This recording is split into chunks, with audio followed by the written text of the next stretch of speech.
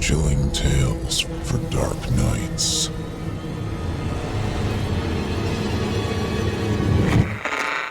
Want to make sure you never miss a Chilling Tales for Dark Nights video again? Be sure to subscribe and hit that bell to turn on notifications.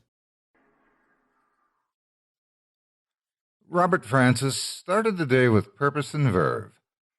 Thrilled by the thought of no drive to work, no gray boring suit or stifled office air, he negotiated the sporadic city traffic with glee. He owned 2 other bikes, but for this adventure would rely upon his favorite and most trusted of wheeled companions. With a custom paint job reading Rob in large white letters across a frame of black, this was a bike which had never failed him. No bumps, no bruises, not so much as a punctured tire. His itinerary was set, and he was filled with excitement at the prospect of finally being on holiday. It had been more than 11 months since he had taken so much as an hour off from his suffocating suit and tie, so the thoughts of spending 8 whole days cycling through the Scottish wilderness with only his backpack and tent for company was frankly exhilarating. Within an hour, he had reached the city limits, breathing a sigh of relief as he left the world of work and sales targets behind. Most of his time was spent in the corporate office blocks of that great place, but the countryside is where he longed to be, exploring the unbound wilderness. The unpredictable Scottish summer cast its unwelcome interruptions as the busy traffic gave way to winding country roads. It was colder than he had anticipated, but even this could not dampen his spirits. As he made his way through the open countryside, passing the occasional car and rural dwelling, a smile crept across his face. Cycling was his passion, and Robert was in his element. A couple of hours passed as the sparse yet vibrant green grassland soon surrendered to a more imposing and altogether impressive setting. Slight hills rose up to become domineering mountains. Pockets of isolated woodland soon weaved together into thick and impenetrable forests, and wide-open roads soon constricted into narrower, less-trodden avenues. For the past 3 months, he had been in a quandary about where to go on his adventure, which remote part of Scotland to explore. But when he passed over an old stone bridge with a babbling stream underneath like 1,000 voices whispering for attention, and found himself face to face with a forest covering hills, mountains, and valleys like a blanket, he knew he had made the right decision. A dirt road cut through the labyrinth of trees ahead, winding and twisting for miles. It occurred to Robert that as he cycled further into the forest, the daylight above seemed to diminish with each panting puff of air, blocked by the huge pine trees on both sides, as if the sun were an unwelcome visitor. As the sky darkened, it became clear it was time to stop for the night, so, after spotting a gap in the trees not far from the road, he clambered through some thick underfoot and entangled bushes, hauling his bike and backpack behind him, looking for a suitable resting place. On reaching the clearing, and observing the broken and felled trees which encircled it, he set his tent up for the night on a small pitch of unassuming grass. Before long, he was sitting next to a roaring fire under the stars. Unimpeded by the false light of man, they shone bright and bold above. After a few hours of watching the warm glow of the fire, he reluctantly turned in for the night, excited by the prospect of another day's adventure, another day of distance between himself and the city. That night he slept soundly, but for one ill-defined dream of a noise in the darkness growing louder with each breath. The next morning he set off as soon as there was daylight. It had rained slightly during the night, and after cycling for an hour, Robert noticed a change in the landscape. It had become increasingly unkempt, less constrained. The trees seemed closer together, and any occasional gaps in the forest scenery were filled by clearings and small fields which had been left unattended for some time. It became clear that he had traveled far enough into the forest that he was now out of reach of even the park rangers who would normally maintain such a place. It seemed as though, beyond that point, the land had been neglected by its carers. The thought that even those familiar with that wilderness were afraid to tread there weighed on his mind momentarily, before being quickly dismissed as a flight of fancy. The sky dulled as the day wore on, and it was clear that rain was on its way once more. After pushing his bike up a steep incline, which he felt was too uneven to cycle on, Robert reached its peak, revealing another breathtaking change in front of him. The land spread out to the horizon, sprawling forward between pockets of woodland and stagnant pools of water, slumbering in a deep-set valley which stretched across an ancient basin for miles below. With brooding storm clouds above, he looked down at the valley and decided it would make sense to set up camp early. Not a half hour later, he had descended and stood in a wide circle of grass, and after putting his tent in place, all that was left was to gather some firewood. The only problem was that Robert had picked a camping spot dominated more so by bushes and shrubs than trees. He would have to venture out across the valley and find what he needed from one of the wooded areas nearby. A collection of pine and fir trees, which formed an isolated island of woodland about a half-mile across, was close enough to the camp. After 10 or 15 minutes of trudging through the long grass, occasionally sinking his feet unwittingly into remnants of a marshy bog, Robert found himself at the edge of the woods. Its boundary was dominated by older trees, which had long since withered, covered by thick brown hanging moss, nature's own burial shroud. The broken trunks of once beautiful and majestic pines and sycamores littered the ground, open and rotting from the inside, not unlike a decomposing animal. It occurred to Robert that the woods seemed somehow out of place. The trees did not belong to the landscape as others did. The long grass, which characterized the entire area, seemed to thin out and change from a healthy natural green color to a morbid yellow-brown. As this thought ruminated, accompanied by an increasing sense of unexplainable dread, he realized that he was looking at a large dead ring of grass which followed the tree line perfectly, encircling the pocket of woodlands as if marking the limits of a tomb. On their own, in a forgotten part of the world, many would have been cautious of such a sight, but Robert quickly shook off his initial sense of vigilance, finding the area intriguing, a place unlike any he had seen before. With a bold stride, he stepped over the woodland threshold into the dim light within. On the forest floor he could see many relics of past trees slumped on the ground. As he continued inward, the canopy above grew increasingly thick with each step, sheltering everything from the rain. Scanning the ground for firewood, he looked up and noticed that while it was daylight outside, the woodland trees were now blotting the sun from the sky. Had he not known better, he would have sworn it was dusk. At last he found a collection of broken branches and logs which were dry. Robert knew this was as far as he should go, as it was becoming increasingly difficult to navigate through the trees, which seemed to be growing closer together, their branches often interlinked and touching as if trying to keep those inside from escaping. "Don't be silly," Robert smirked to himself.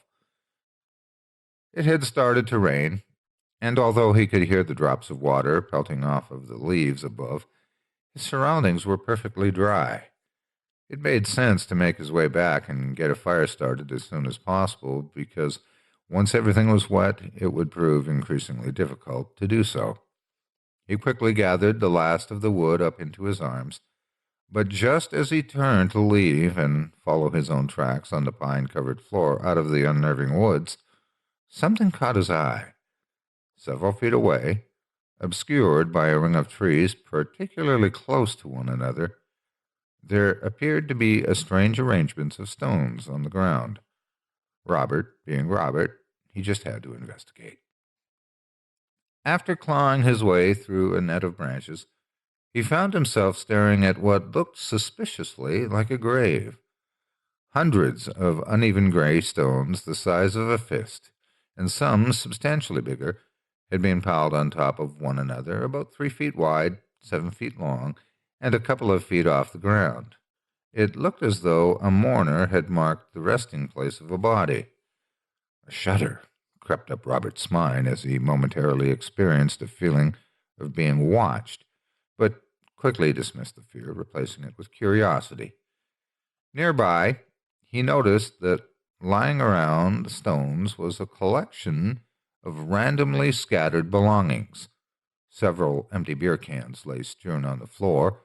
A jumper covered in rotting leaves sat on the ground, while a sleeping bag, scraps of newspaper, and even some old food cans betrayed the grave for what it really was: someone's campsite.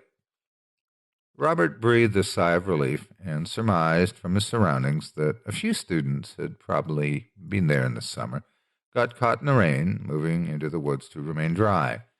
The stones were probably just placed there out of boredom, or even as a prank to creep out any passerby in the future.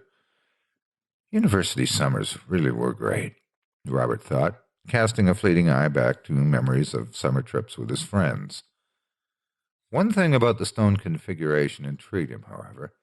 Sticking out between these two plain gray rocks on the side of the pile was a rock which appeared to be markedly different from the rest.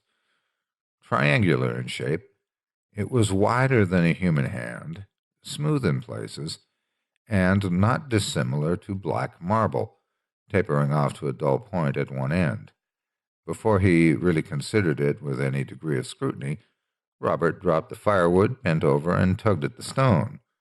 It felt polished and cold in his hands, but it seemed to not wish to leave its home, wedged as it was so tightly amongst the other rocks.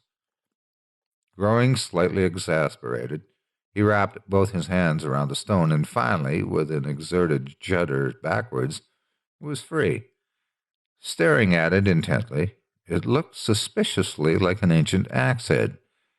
Whether it was or not, Robert was not qualified to answer, but it certainly looked like a man-made object, and he could see chisel marks along its side. Perhaps the previous campers found it nearby and then used the rock in their construction without knowing of its significance.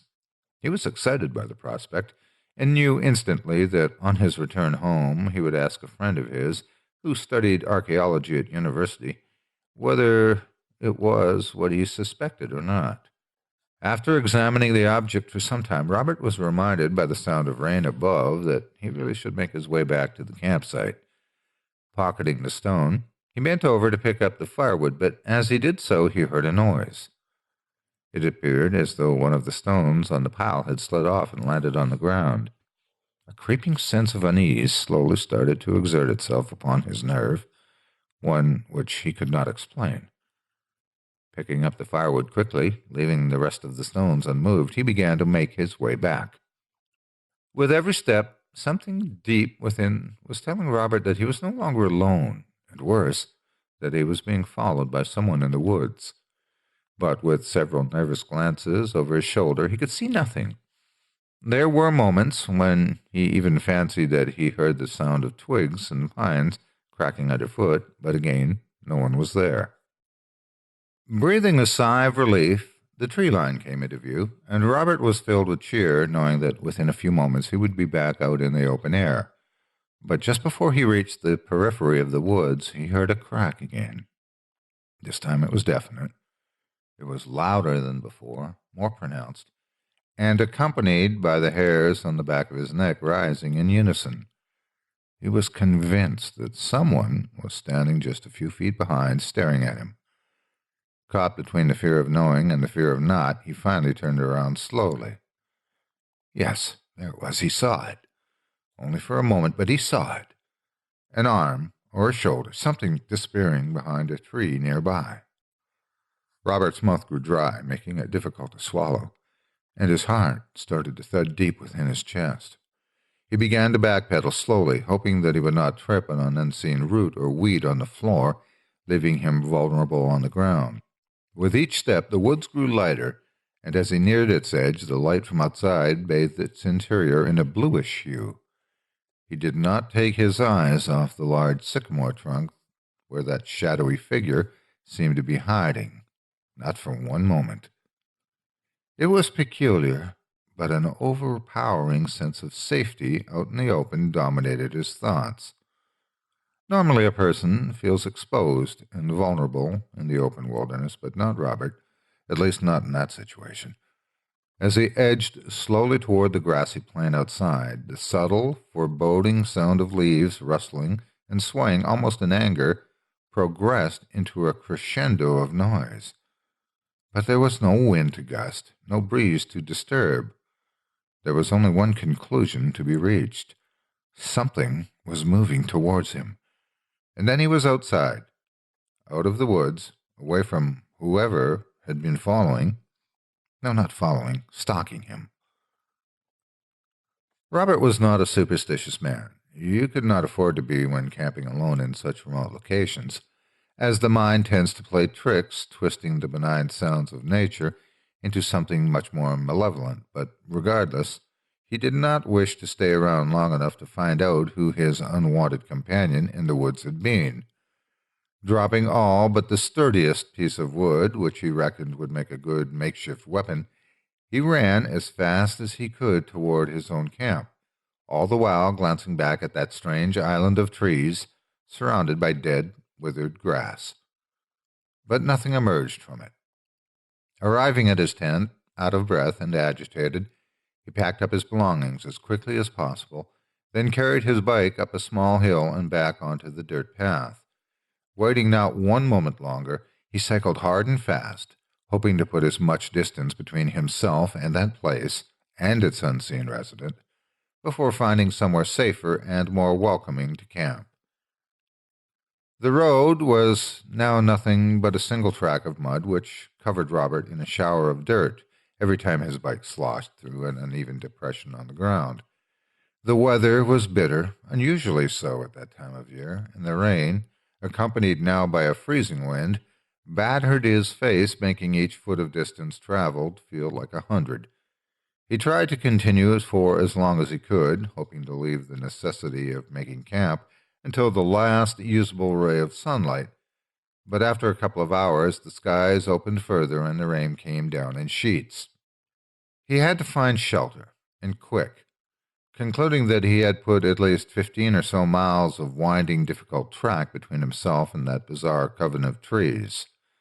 Regardless of whether it felt enough or not, it was simply impossible to continue due to the elements.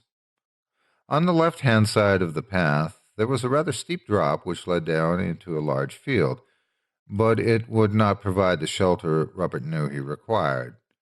To his right was a humble gradient of grass which rose up into a large stretch of woodland. Following his strange experience from earlier, some hesitancy did present itself to him, but the horrendous weather soon increased the motivation for shelter, and after pulling his bike up through the grass, he entered the tree line. The torrential rain filtered through the tree canopy, and it took a while before Robert could locate a suitable spot to camp. Finding a large bush under several tightly knit fir trees, he pitched his tent there, and then, as the area remained relatively protected from the storm outside in the open, using some dried roots, grass, and twigs from the forest floor, he was able to start a small campfire, which allowed him to cook some food while raising his spirits. Night began to close in, and as the wind and rain diminished, the sound of sausages sizzling in a frying pan on the fire provided the first sense of well-being and comfort that he had experienced since the morning. Thinking over his experience in the woods, he began to rationalize the events. He had found various belongings in there, a sleeping bag, clothes, food, and beer cans. It was obvious now that he had just disturbed a fellow camper.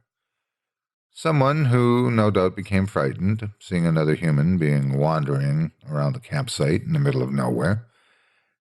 That must have been it. The man, and he was reasonably sure it was a man from the little he had seen of him, probably hid behind that tree because he was simply scared or unnerved. Robert relaxed into a sigh of relief, but just as he did so, he slipped his hand into his jacket pocket. Touching its coal black surface, he had completely forgotten about the unusual stone he had picked up from that collection of oddly arranged rocks. Removing it from his jacket pocket and observing it in the low red light of the campfire, Robert was certain that it had been shaped by human hands. It felt old, ancient even, but he would wait to contact his archaeologist friend before getting his hopes up too much. He would have to admit, though, that the idea of finding a relic from the past was something which thrilled him deeply. Since he was a child, he had always obsessed by hidden or undiscovered history, which perhaps explained his fascination with exploring the Scottish countryside, a land steeped in stories and myths of strange and forgotten peoples. Above all else, he hoped that it was of Pictish origin, that mysterious indigenous people who vanished without a trace over 1,000 years ago, something which historians still pondered and puzzled over. Of course, in all probability, it was a modern replica, but the romantic side of Robert's personality hoped that it was so much more, and enjoyed entertaining that hope.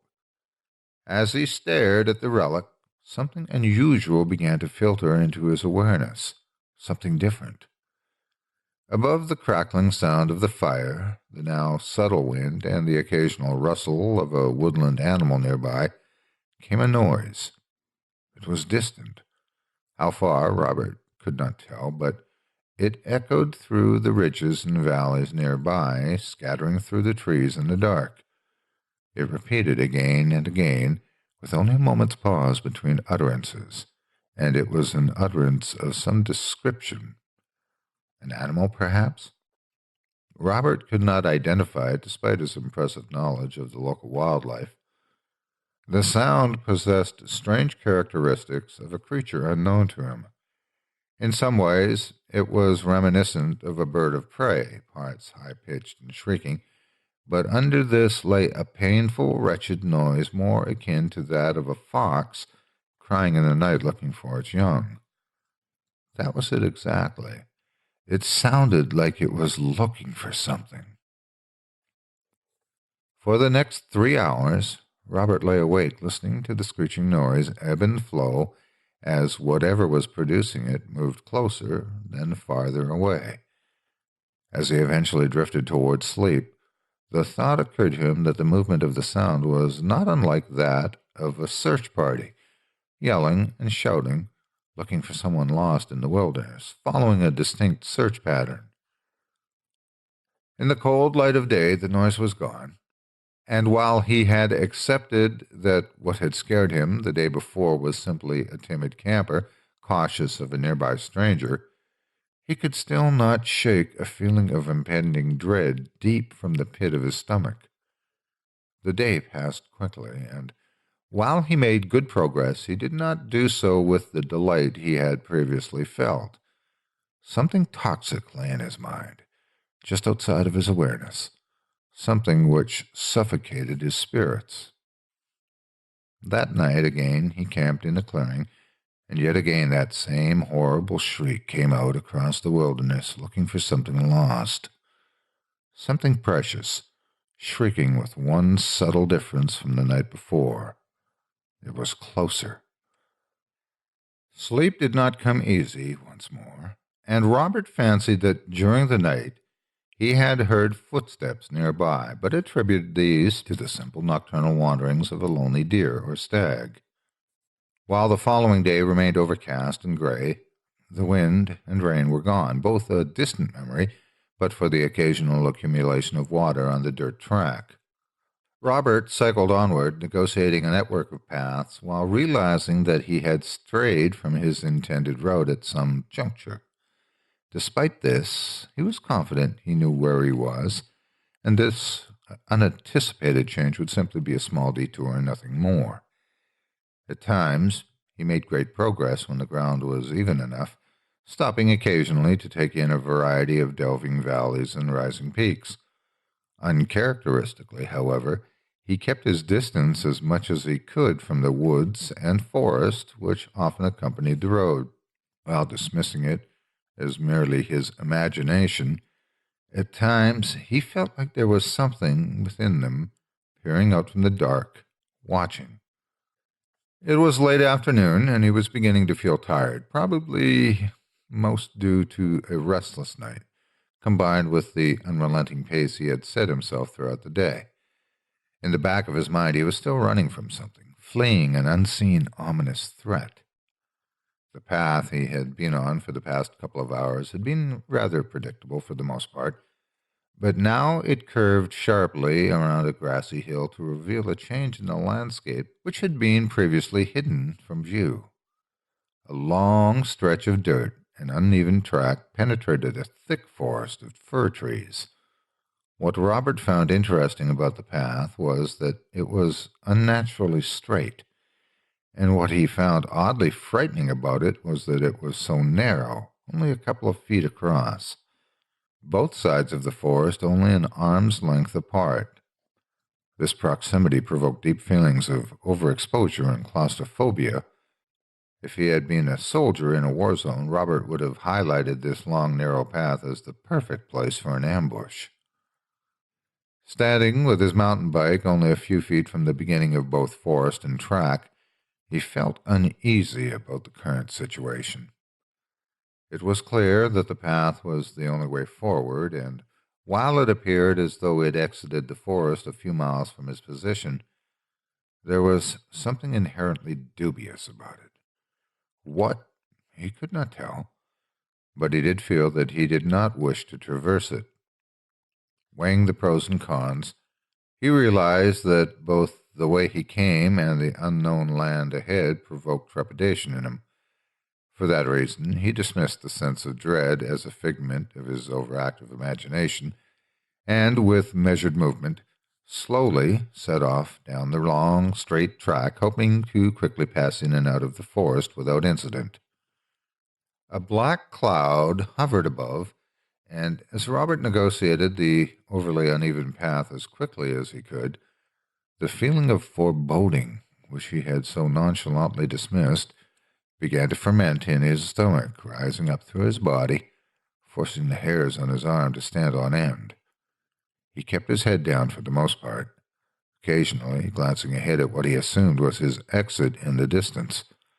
He just wanted to be through and out of that place as quickly as possible, the trees closing in on either side, creating a suffocating atmosphere.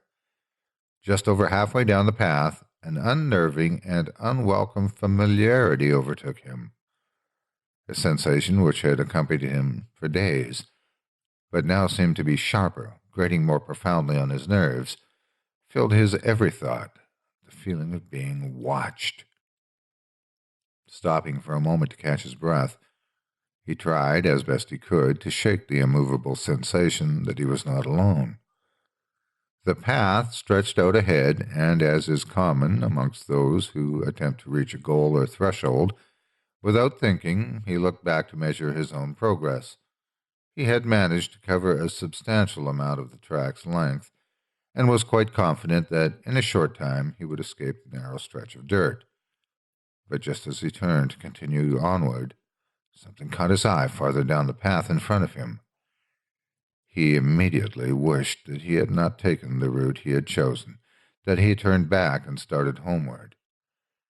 It was there, unmistakable, unwavering, and utterly paralyzing. Some distance away in the direction he was heading stood a figure. He could not entirely make out the discrete features of the individual because they were standing to the side of the path between a cluster of trees, covered in shadow, but it was there, no doubt, and was certainly a product of his imagination. Someone was standing there watching, and while Robert was a distance away, it felt to him as though the figure's presence was almost on top of him. Its stare, accompanied by an uncommon, potent sense of, malice was the best way that Robert could describe it to himself. Then it was gone, disappearing back into the forest. But the feeling of danger, of the necessity to flee, did not diminish or decline, but grew in intensity. The sound of something moving between the trees rang out across the emptiness, increasing in volume as it neared. Robert panicked, turned, and cycled as quickly as he could in the direction he had come. So eager was he to escape that narrow passage flanked on all sides by the impenetrable forest that he did not see a deep hole in the ground. The front wheel of his bike crashed into the depression, sending him flying over the handlebars, scraping along the ground. Dazed for a moment, the shambling sound of broken branches and displaced leaves, which was nearly upon him, brought his mind back into abrupt focus. Blood dripped from a wound in his leg, and his arm was badly bruised from the impact, but all he cared about was escaping from that suffocating pathway, away from whoever seemed to be moving in the woods. Robert's beloved paint job, including the letters Rob on the bike's frame, had been scratched slightly in the crash, but that did not concern him. 2 spokes on the bike's front tire were broken, and that most certainly did. The last thing he needed was to be completely stranded there, so he would have to ride carefully and hope that the wheel would not buckle, lasting long enough to carry him home. Home. That was exactly where he intended to go, as quickly and directly as possible, as he was now facing in the direction he had been traveling for days. There was no time like the present. The moving sound in the trees continued, and as Robert carefully, yet at pace, negotiated the broken ground, he hoped above all else that his trusted mountain bike would get him out of there. Despite his obvious advantage of speed, the sound seemed to be only moments behind, and as he came closer to the end of the forest path and out into the open, he heard a noise which chilled him to his very core. From within the dark recess of trees spewed that same shrieking, tortured cry from the nights before, echoing out, piercing Robert's ears and scratching through his nerves. Was it that figure who had been wandering near his camp at night? Surely no human could make such a sound. Panicking, he increased his speed as the front tire of his bike wobbled and creaked under the pressure and strain. Finally, he was out of that narrow place, but he did not stop, cycling for hours without once looking back. Only when sure that his pursuer could not have followed did he stop to rest.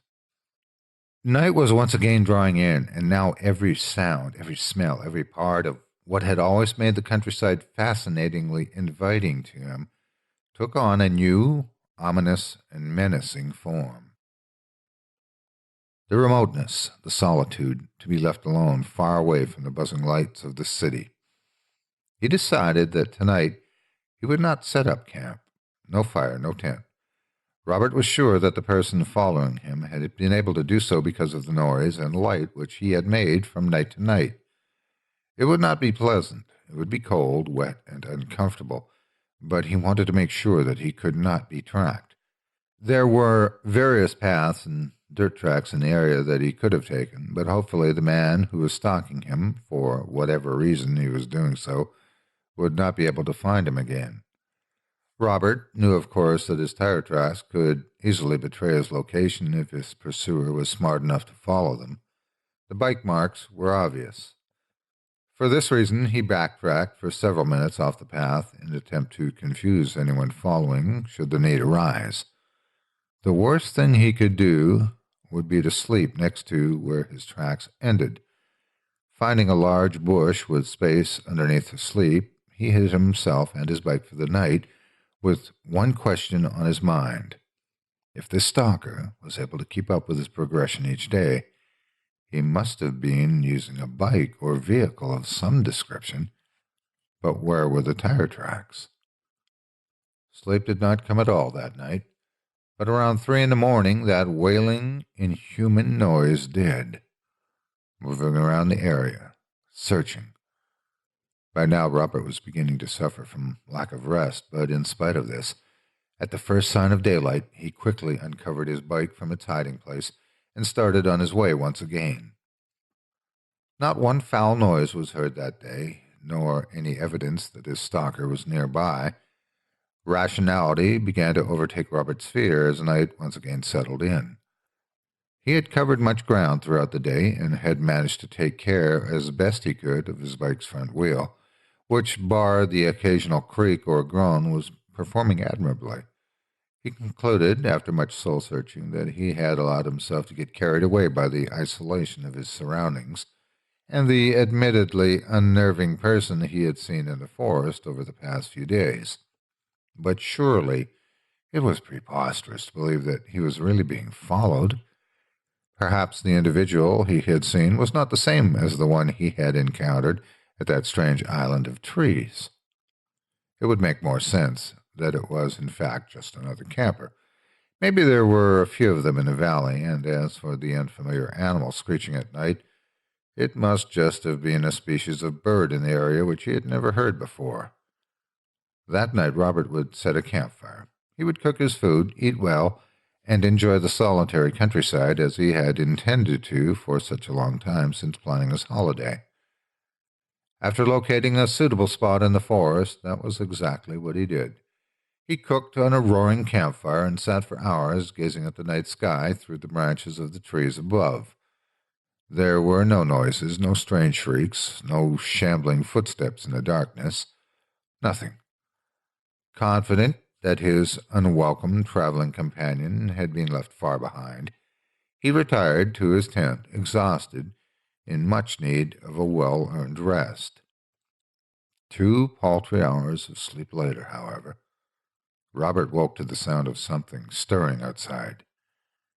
He had left the campfire burning as he was uncomfortable in spending another night in darkness, and its flames seemed to dance, shifting and changing shape in the night air, casting shadows all around onto the thin canvas of the tent like a naturally occurring cinema screen.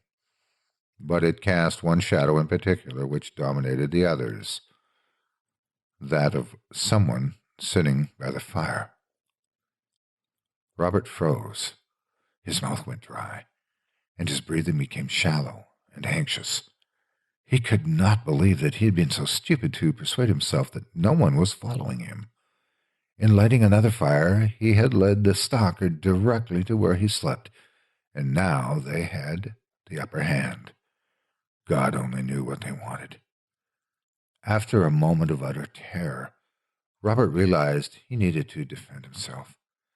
Sitting up slowly and pulling off his sleeping bag and out from under him as quietly as possible, he scanned the tent looking for something he could cannibalize as a weapon. But anything of any weight was in his backpack. A metallic torch, the wood he had taken days earlier, a glass bottle, etc. And he had stupidly left that outside of the tent.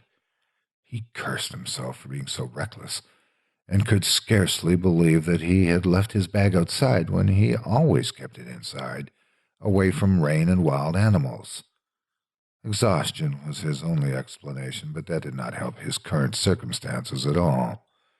Then he remembered the old axe head, the black rock he had found at the stranger's camp.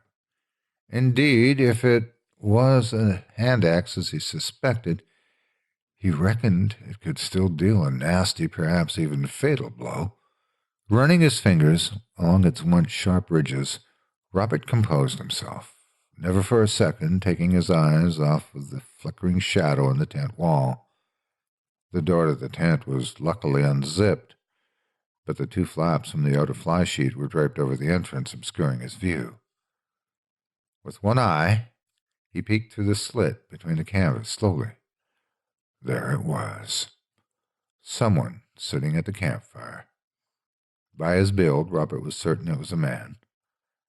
The backlight of the fire made it difficult to decipher any of his features, but the shoulders were broad, strong, and it was clear that this man had been in the wilderness for some time, as it appeared that he was wearing rags of cloth which hung loosely around him. His head was covered in long strands of black wet hair, which had clumped together in places, presumably because it had not been washed for some time.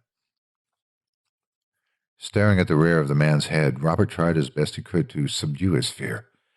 He thought that he could conceivably sneak up behind him and knock him out with a blow to the back of the head with the black stone, but that could be murder, and Robert did not even know if the man was violent. Perhaps he was a nomadic type, a gypsy, a traveler. Yes, maybe it was best to wait. Maybe he would just wander off into the woods, although that seemed unlikely.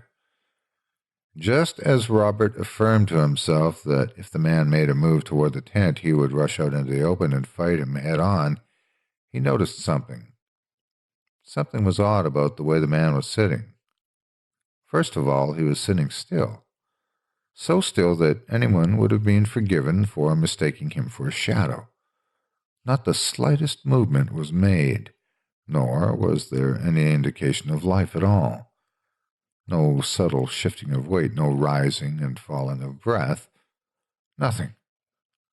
While the stillness was unnerving, it was Robert's second observation which bothered him the most.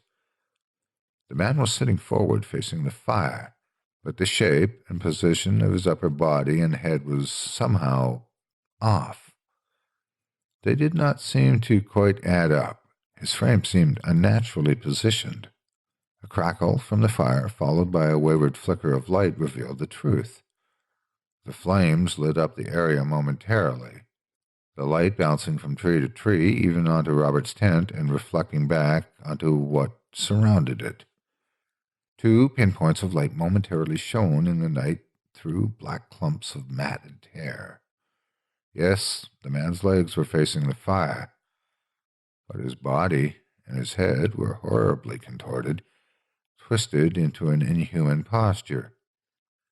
The man's legs were indeed facing the fire, but his head and body were facing Robert. This was no man at all. How long it had sat there staring at the tent, waiting, he did not know. But a creak of movement from its neck was enough to send Robert out of the tent into the woods, consumed by a terror so profound that it could be likened to madness. He did not know how long he had been running, nor if he had been screaming the entire time, but his feet were cut in several places, and the first ray of sunshine were peeking out through the still thick branches of the forest.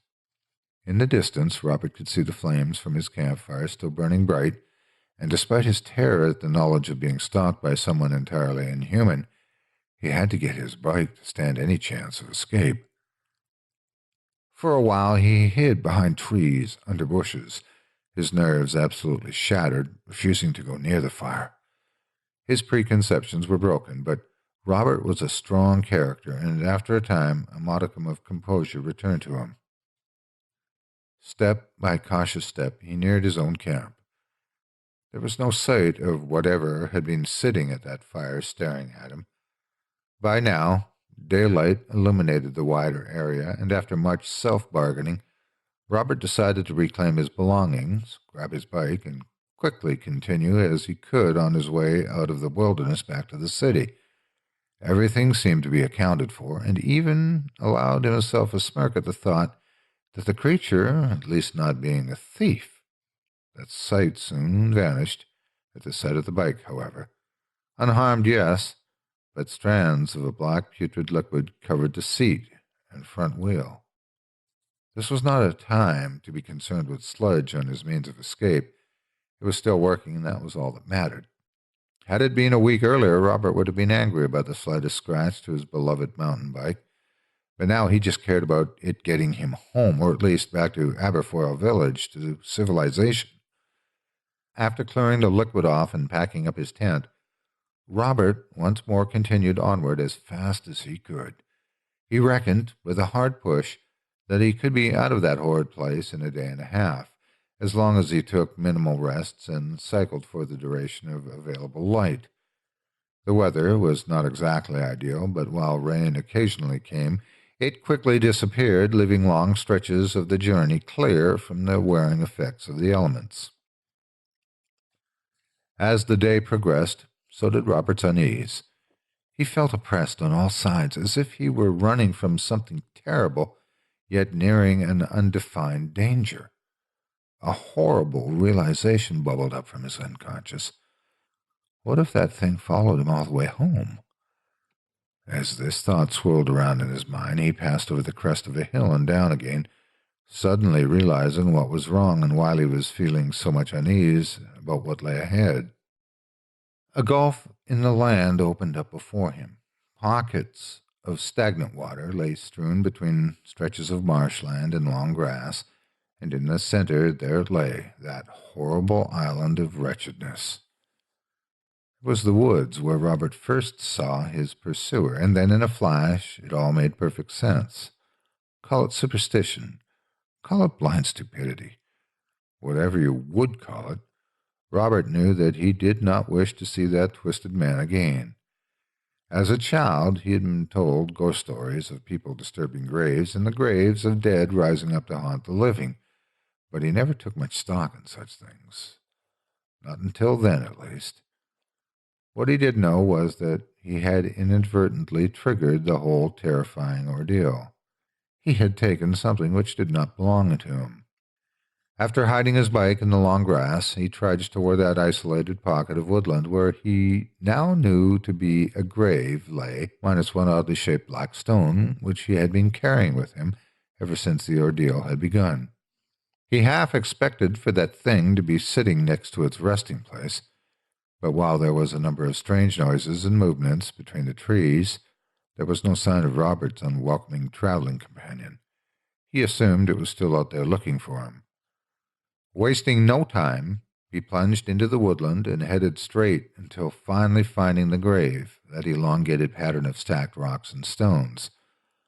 After locating the gap where he had torn the black stone from, he wedged it back in tightly. A noise echoed from the other side of the woods, and Robert did not wish to hang around to find out what it was. Running as fast as he could over the roots, mud, leaves, and fallen branches, he jumped out of that dark place into the open outdoors, filled with a sense of accomplishment and utter relief. It was not long before he was back on the dirt path, moving forward on his bike in search of one more place to sleep for the night, then home the next day. A weight had been lifted from his shoulders. He knew he had unwittingly disturbed something unimaginable, unfathomable, but by returning that which he had taken, he had narrowly escaped what he assumed would have been a terrible fate, death, or perhaps worse. There was no explanation of this feeling of elation and survival. He just knew deep down that he had righted his wrong. That night Robert lay in his tent. It was dark, as he had decided against campfire, just to be on the safe side. He was confident that he would be left alone, however, and took great comfort in knowing that he was safe, while looking forward to the next day and the comforts of home. There was a funny thought. A man who had always adored the countryside, detesting the humdrum of daily city life, relishing the idea of a couch, a television, a beer, and a warm bed. Next year he would holiday at a sunny resort and lie on a beach for a couple of weeks, one preferably far removed from his homeland. Robert closed his eyes with a smile on his face and drifted off. The noise, which he had heard outside for so many nights, suddenly screeched at a blood-curdling and overpowering volume. Without having to open his eyes, he knew. The sound did not come from the woods. It came from inside the tent. Robert Francis was never seen or heard from again. Scotland is old. It has an ancient and hidden history of peoples and places long forgotten. But perhaps some trace remains, isolated and alone in the bitter wilderness. So, should you ever wish to wander the hills, forests, or lochs of this old country, bear one thing in mind. If you find a collection of stones heaped together, not unlike a grave, and they are surrounded by trinkets of modernity, a sleeping bag, food cans, or perhaps even an old bike with the name Rob etched into it, walk on. Do not look back. Do not touch anything, whether it's an unusual black stone or a simple piece of forest wood. Above all else, most certainly never take a souvenir, for those who lie in slumber nearby may just take one from you. 12 years ago, I lived in a small town called Fenter. It was a quiet place to grow up, with one school, a doctor's office, a police station, a couple of restaurants, and a host of local shops on the west side. We even had a theater, with films shown a month after the national release date. Over on the east side of town was the residential area, with about 40 houses, the town bar, and the woods that spanned an area of about 20 square miles. Although I'd grown up playing in Fenter woods, it was still easy to get lost in them. My father used to tell my friends and I to never go past the creek that ran through about a mile in from the road. Still, this gave us plenty of space to play, and we spent many summers building forts and playing hide-and-seek amongst the tall trees. One late summer evening, my friend Jess and I were out near the creek trying to sneak up on the rabbits that inhabited the woods, getting as close as we could before they'd notice and run away. I spent about 10 minutes searching for one, and in my eagerness, I left Jess behind. She'd stopped to examine some oddly shaped rocks, and being impatient, I'd told her to catch up with me when she was finished. I just reached the hill where the creek bent and curved around to travel north for another 3 miles, when I spied a rabbit chewing on some leaves near an oak tree. I held my breath, grabbing my jacket to stop it from flapping in the breeze, and began slowly inching toward it. I was careful to avoid stepping on any twigs. If one snapped underfoot, I'd be busted. With the sun going down, it was likely the last chance I had at the game before I'd have to head home for dinner. The rabbit was blissfully unaware of my presence. Its brown coat was tinged orange by the setting sun, and its ears flopped down like a hunter's hat. The irony didn't escape me as I crept up on it, silent as the leaves floating in the breeze. I smirked.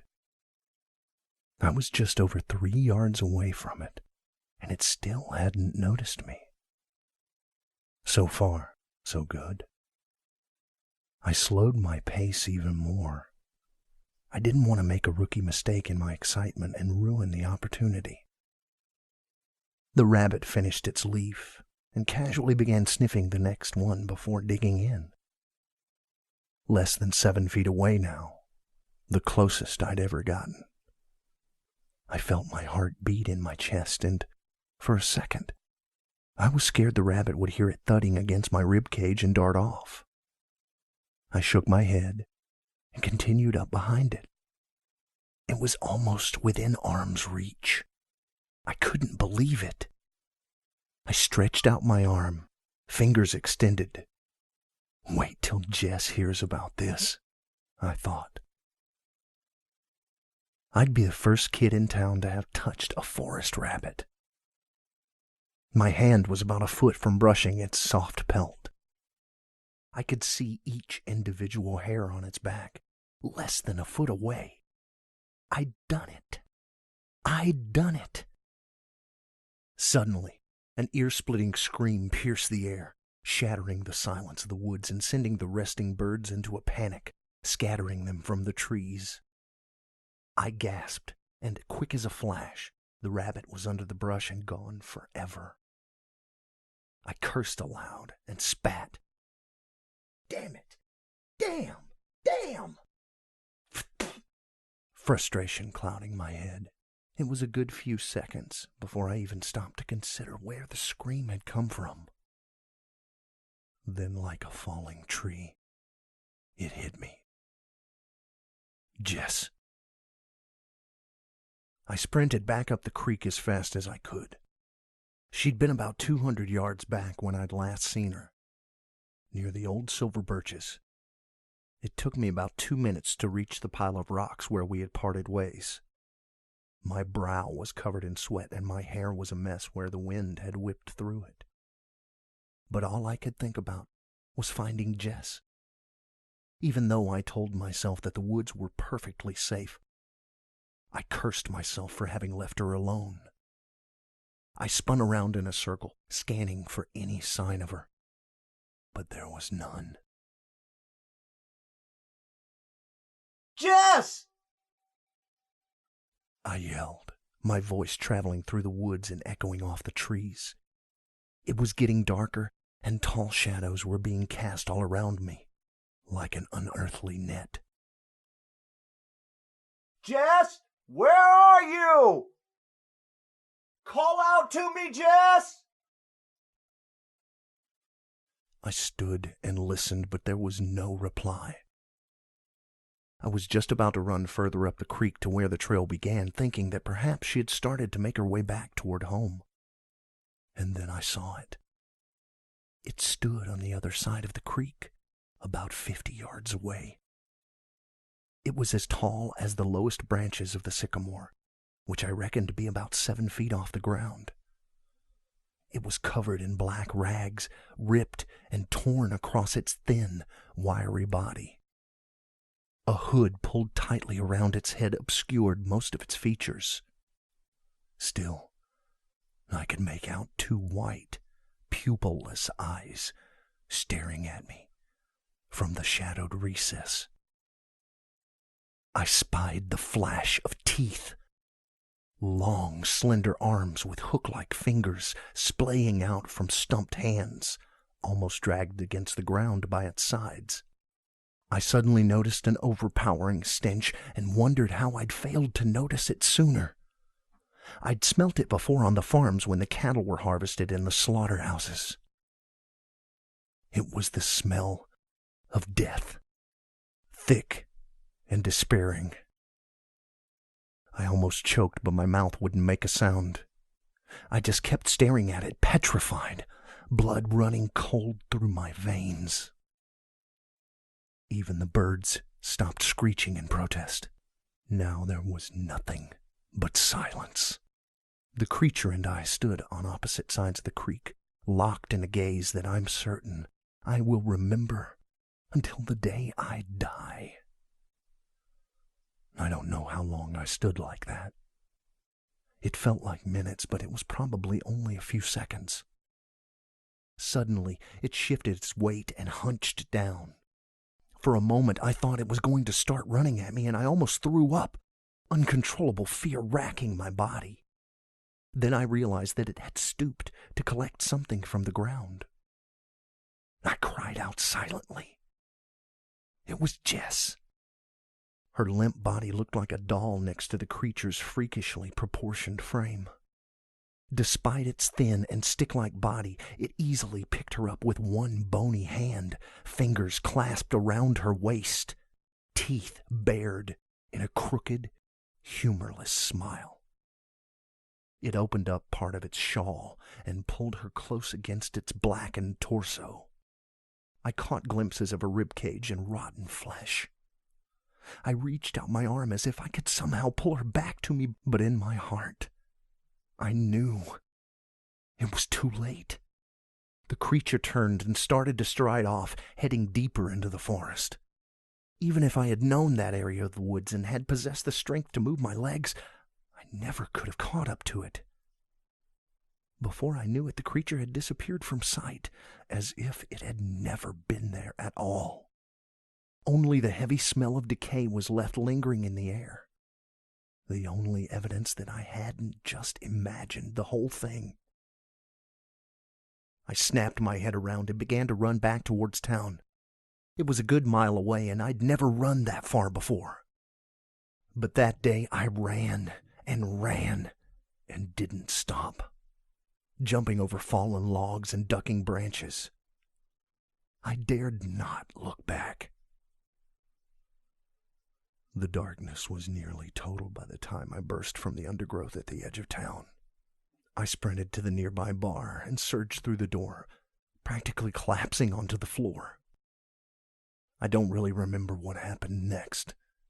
From what I was told later on, it took everyone there about 10 minutes to stop me from screaming about the demon I'd seen in the woods and that we had to find Jess. By the time they actually got the story out of me and organized a search party, 2 hours had passed. Jess's dad shook me and shouted at me, asking me over and over what had happened to his baby girl. I could only stare at him, dumbfounded and mute, until my own father dragged him off and told him to get a grip.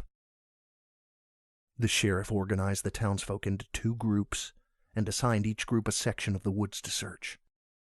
I begged my father to stay, but he told me to calm down, that I was in shock and talking nonsense, my mind making up stories to try and make sense of what happened. He sent me home to rest under the watchful eye of my mother as he led one of the groups into the woods. 3 hours passed. I lay in bed, unable to sleep, huddled in my blankets, paranoid of every shadow and creak. I was convinced that it, the nightmare, was going to come back for me, the only witness to its abomination. Then I heard the front door open and the heavy footsteps of men entering the living room downstairs. I listened as they sat down and began to talk. Damnedest thing I ever seen in my life, Jiry. I don't know what's out there, but it sure riled up the dogs. I could tell that it was the sheriff speaking. What was it? A bear? Do you think, Sheriff? I didn't know who was speaking, but he sounded young. Maybe one of the farmhands. Maybe. All I know is that 2 of my best tracker hounds caught a scent and started going mad. They tore off into the woods faster than I've ever seen them run, and they didn't come back. Jesus, now we're down 2 dogs and a little girl. Then I heard my dad's voice. I eased up a little bit. Knowing he was back in the house made me feel safer. Chris said he found the poor girl's gloves down by the creek, right where my boys said they were playing. The unknown voice, presumably Chris, came again. It's true. They were covered in some kind of slime or something. Don't know what, but it smelled god-awful. One of the boys almost upped his liquor. Okay, well, at least we know she was there. I'm not hoping for much, but I'll pray. It's one big forest, and the chances of finding her are mighty slim. The sheriff sighed. I suppose I'd better go tell the family that they should prepare themselves for the worst.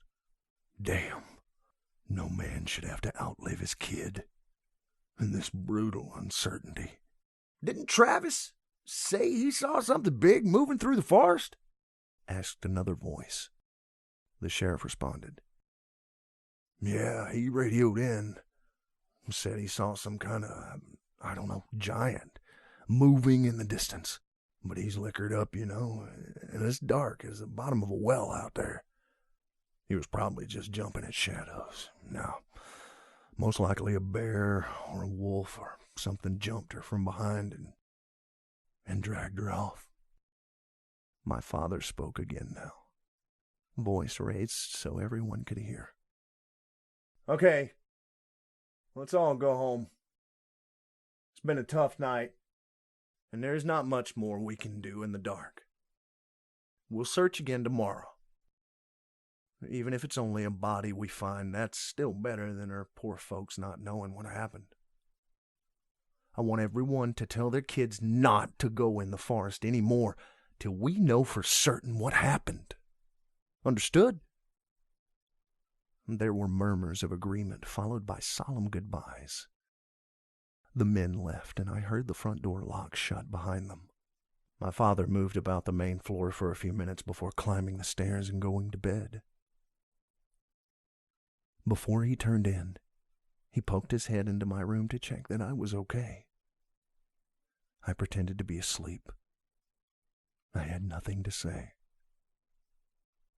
I didn't even know what to tell myself. But one thing I knew for certain, I hadn't been hallucinating. I'd really seen it. And whatever it was, it had Jess. I waited for half an hour after I heard my dad climb into his bed before I sat up and switched on my bedside light. I crept out of bed and got dressed as quietly as I could before descending the stairs. My father had taught me how to shoot and maintain a gun a few years back. It was important knowledge to have out in the country. Hunting was a tradition amongst the men, and when I was old enough, my father would take me camping in the woods to trap and shoot game like his father before him. I knew the spot in the garage where my dad kept his .44 Magnum and rounds. After searching around for a few minutes, I found the key to the lockbox. I opened it, loaded the pistol, and grabbed a flashlight before leaving the house and locking the door behind me. The chilly nighttime air enveloped me and turned my breath to fog.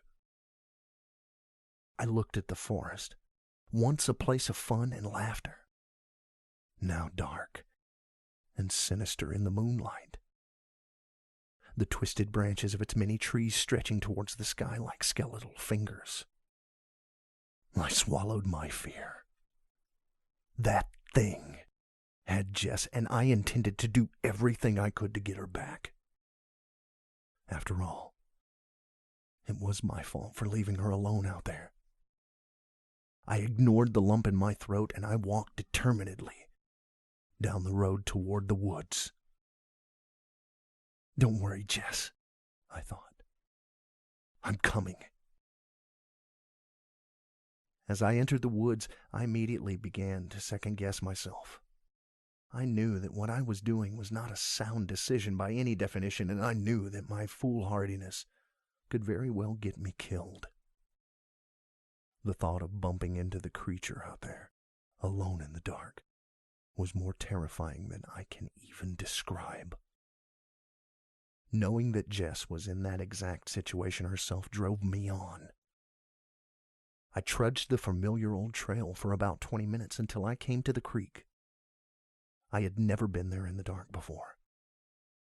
Although everything was where it should be, it looked different. Under cover of night, it was an alien place, the creature's domain, and I was an unwelcome stranger. I had no idea what lay beyond the creek, save for what I'd seen in the immediate area earlier that day. Carefully, I crossed the creek, the water soaking through my boots and dampening my trouser legs. As soon as I stepped over to the other side, I felt like I was lost. How could I get back? Which direction would I go? I ignored the first question. I had bigger things to worry about and decided to head off in the direction I'd last seen the creature going. I started walking, vigilant for any signs of movement or noise. I'd expected there to be animals out this late at night, but it was eerily silent. In my vulnerable state, every crackling footstep sounded to me like an alarm, alerting the creature to my presence. I stopped for a moment and looked around with my flashlight. I felt like the darkness was swallowing me, that the thing must be sitting just outside the borders of my light, laughing at my efforts to find it. I realized that if there was anything out there, the light would only serve to give away my position, effectively negating any kind of advantage I might have. After a pause, I switched off the flashlight and waited for my eyes to adjust. It was difficult at first, but after a few minutes, I could make out enough of the forest to slowly make my way through. About 10 minutes passed before I heard it. A short, sharp yelp to my left, somewhere in the distance. I paused and waited, listening intently for any other noise. A moment later, a snap echoed through the forest, followed by a dull thump. I was not alone anymore. I crouched down and slowly made my way towards the noise. My experiencing sneaking up on rabbits proved essential as I crept stealthily through the dark, distributing my weight carefully so as to remain quiet. After a while, I reached a clearing where the trees parted to reveal a grassy patch about half the size of a football field. In the center of the clearing was a rocky depression that sunk down into the earth. I was about to make my way over and investigate when the creature reappeared, It was near the edge of the clearing to the south and was slowly limping its way over to the depression, dragging something behind it. In the darkness, I couldn't make out what it was pulling, but it appeared to be the size of a child, and it had been snapped in the middle. My stomach turned as I watched the creature's conquest flap limply with the bounce of each step it took. Tears stung my eyes. I swallowed hard. Sorrow and fear swirled within me, impossibly entangled. I prayed to God to not let it be Jess, and continued to watch as the thing reached the pit and hurled the object it carried over the rim. It hit the ground with the unmistakable sound of crunching bone. The creature bent down head first as if to crawl down the rocks, and then it stopped. Slowly, it stood back up and sniffed. I instinctively pressed my back to a tree, removing myself from view, and strained to listen. I heard it sniff again softly and walk around in what sounded like a small circle, and then nothing. I waited. For what seemed like eternity, I waited.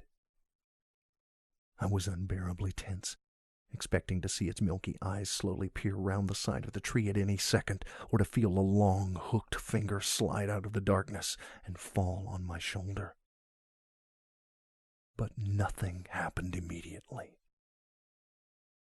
Several minutes later, I was still waiting. Gathering my courage, I hesitantly glanced around the trunk, only to see that the clearing was empty. I double, triple, and quadruple checked the area, sweeping my eyes across every inch of the terrain, making deadly sure the creature was gone. Only then did I step back out to the edge of the clearing, keeping low to the ground. Stepping into the center of an open area was out of the question. Suicidal, even. What if it was only hiding near the outskirts of the clearing, or waiting in the rocky fissure at the center? The notion went against every survival instinct I had, and yet I had to know. I had come looking for Jess. If I turned back without checking to see whether it was her, crumpled and broken at the bottom of those rocks, I might never know. The sheriff was right. Not knowing was the worst part. Before I stepped out, I pulled the gun out of my waistband and cocked the hammer back, being careful to mute the click by smothering it between my legs. When it was loaded and ready to fire, I began to slowly inch my way away from the safety of the tree line out into the open. I took a few steps and stopped, waiting to see if anything came crashing towards me. When nothing did, I continued my cautious journey to the depression. When I reached the lip, I aimed the gun ahead of me, steeled myself, and slowly looked over. It was about 10 feet to the bottom, and its circumference was a little larger than I had expected. One side of the hole was hollow and extended into the ground as a sort of cave, large enough to drive a car through. At the mouth of the cave was the body, slumped over a jagged rock. I glanced around again to ensure nothing was creeping up on me, and then began to lower myself down. I would just need a quick glance to make sure it wasn't, or God forbid was, Jess. And then I'd leave and run back to Fenter. I'd wake my dad and the others and lead them to the cave. And then we'd kill it. At that moment, it occurred to me that the thing might still be in the cave, watching and waiting. Perhaps it watched me struggle down the rock. But if it was in the cave, I reasoned, there was nothing I could do about it. I must be crazy, I thought to myself. I was so afraid that I couldn't feel anything anymore. I continued my descent and remained on high alert, watching for any sign of the creature. No sooner did I confirm that it was in fact gone when I promptly slipped and fell off the side of the rock, landing awkwardly and sending pain shooting through my ankle. I nearly cursed aloud, but bit down on my lip and shouted silently in my head. Luckily, a quick self-assessment confirmed that nothing was broken or sprained, just aching. I was able to walk on it without a problem. Thank goodness. The last thing I needed was a broken foot. My thoughts had been so preoccupied with the sudden pain that I had momentarily forgotten where I was. Right next to the cadaver. My leg bumped against it, and I spun around, gun at the ready, almost firing it off into the rocks. I quickly berated myself for my itchy trigger finger and looked down. Relief and repulsion washed over me. I could see clearly that it wasn't Jess. In fact, it wasn't even human. Rather, it was the remains of a large dog. One of the sheriff's hounds that had gone missing earlier. Its back was snapped in two and folded in on itself. Its snout was crumbled back into its face, turning it into a flat, tooth-filled gap. Blood, fur, bone, and brain were splattered over it, and one eye hung loosely from its socket. I felt like it was staring right at me. I looked away and felt bile rising in my throat. The smell of death and decay near the cave was overpowering. I dreaded to think about who or what else might be nestled inside. I was about to begin scrambling back up the edge of the depression when I heard a sob. I spun around and stared into the darkness of the cave. It sounded faint, as if it had come from a long way away, echoing through narrow rock passages until it eventually succeeded in finding its way to the surface. It came again. Having heard it twice, there was no mistaking it. It was the sound of a child crying.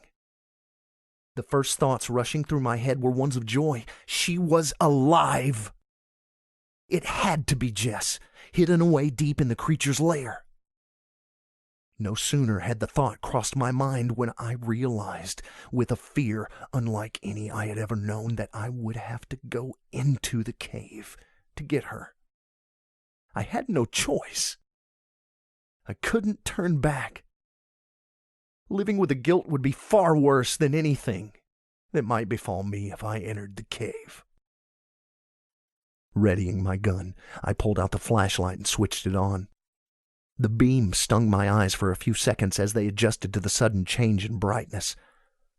But I could soon see that the cave went on for a few yards before widening into a large rocky chamber with passages of varying sizes leading further underground.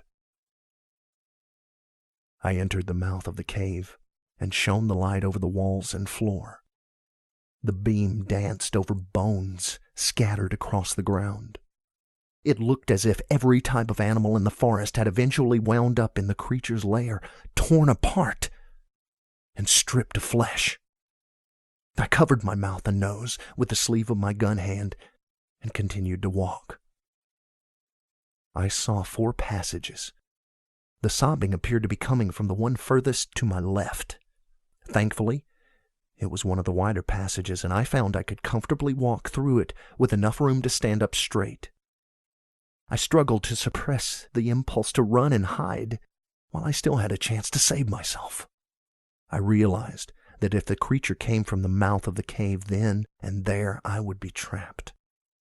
If it was already in the cave, I was walking straight into its spindly, disproportionate arms. I swallowed hard and continued to walk. After a couple of yards, the tunnel turned right sharply and opened up into a small version of the chamber from which I had just come. I had stumbled upon a bizarre museum of personal trinkets. Watches, Jewelry, passports, letters, glasses, clothes, books, wallets, countless things with unspoken sentimental value. I picked up one of the passports and opened it. Paul Ashcroft, born 1972, Herronford, Ohio. Another read Richard Blunt, born 1954, Westville, California. I shone the light over the letters, noting that the addresses were from places all over the country. Then it dawned on me. I finally understood. It all made sense. The reason I had never seen this thing in the woods before was because it had only recently arrived. It must have traveled from place to place, from forest to national park to desert to mountain, picking people off, taking their effects, before it moved on to the next town. It was like a sick scavenger hunt, the way it killed people and kept their belongings as souvenirs. Another sob brought me back to reality, and I dropped the passport to the ground. I hurriedly moved to the back of the chamber and found another short passage. This opened into a medium-sized cavern, inside of which I saw Jess, sitting on the floor crying. She looked up and shielded her eyes when my light shone over her.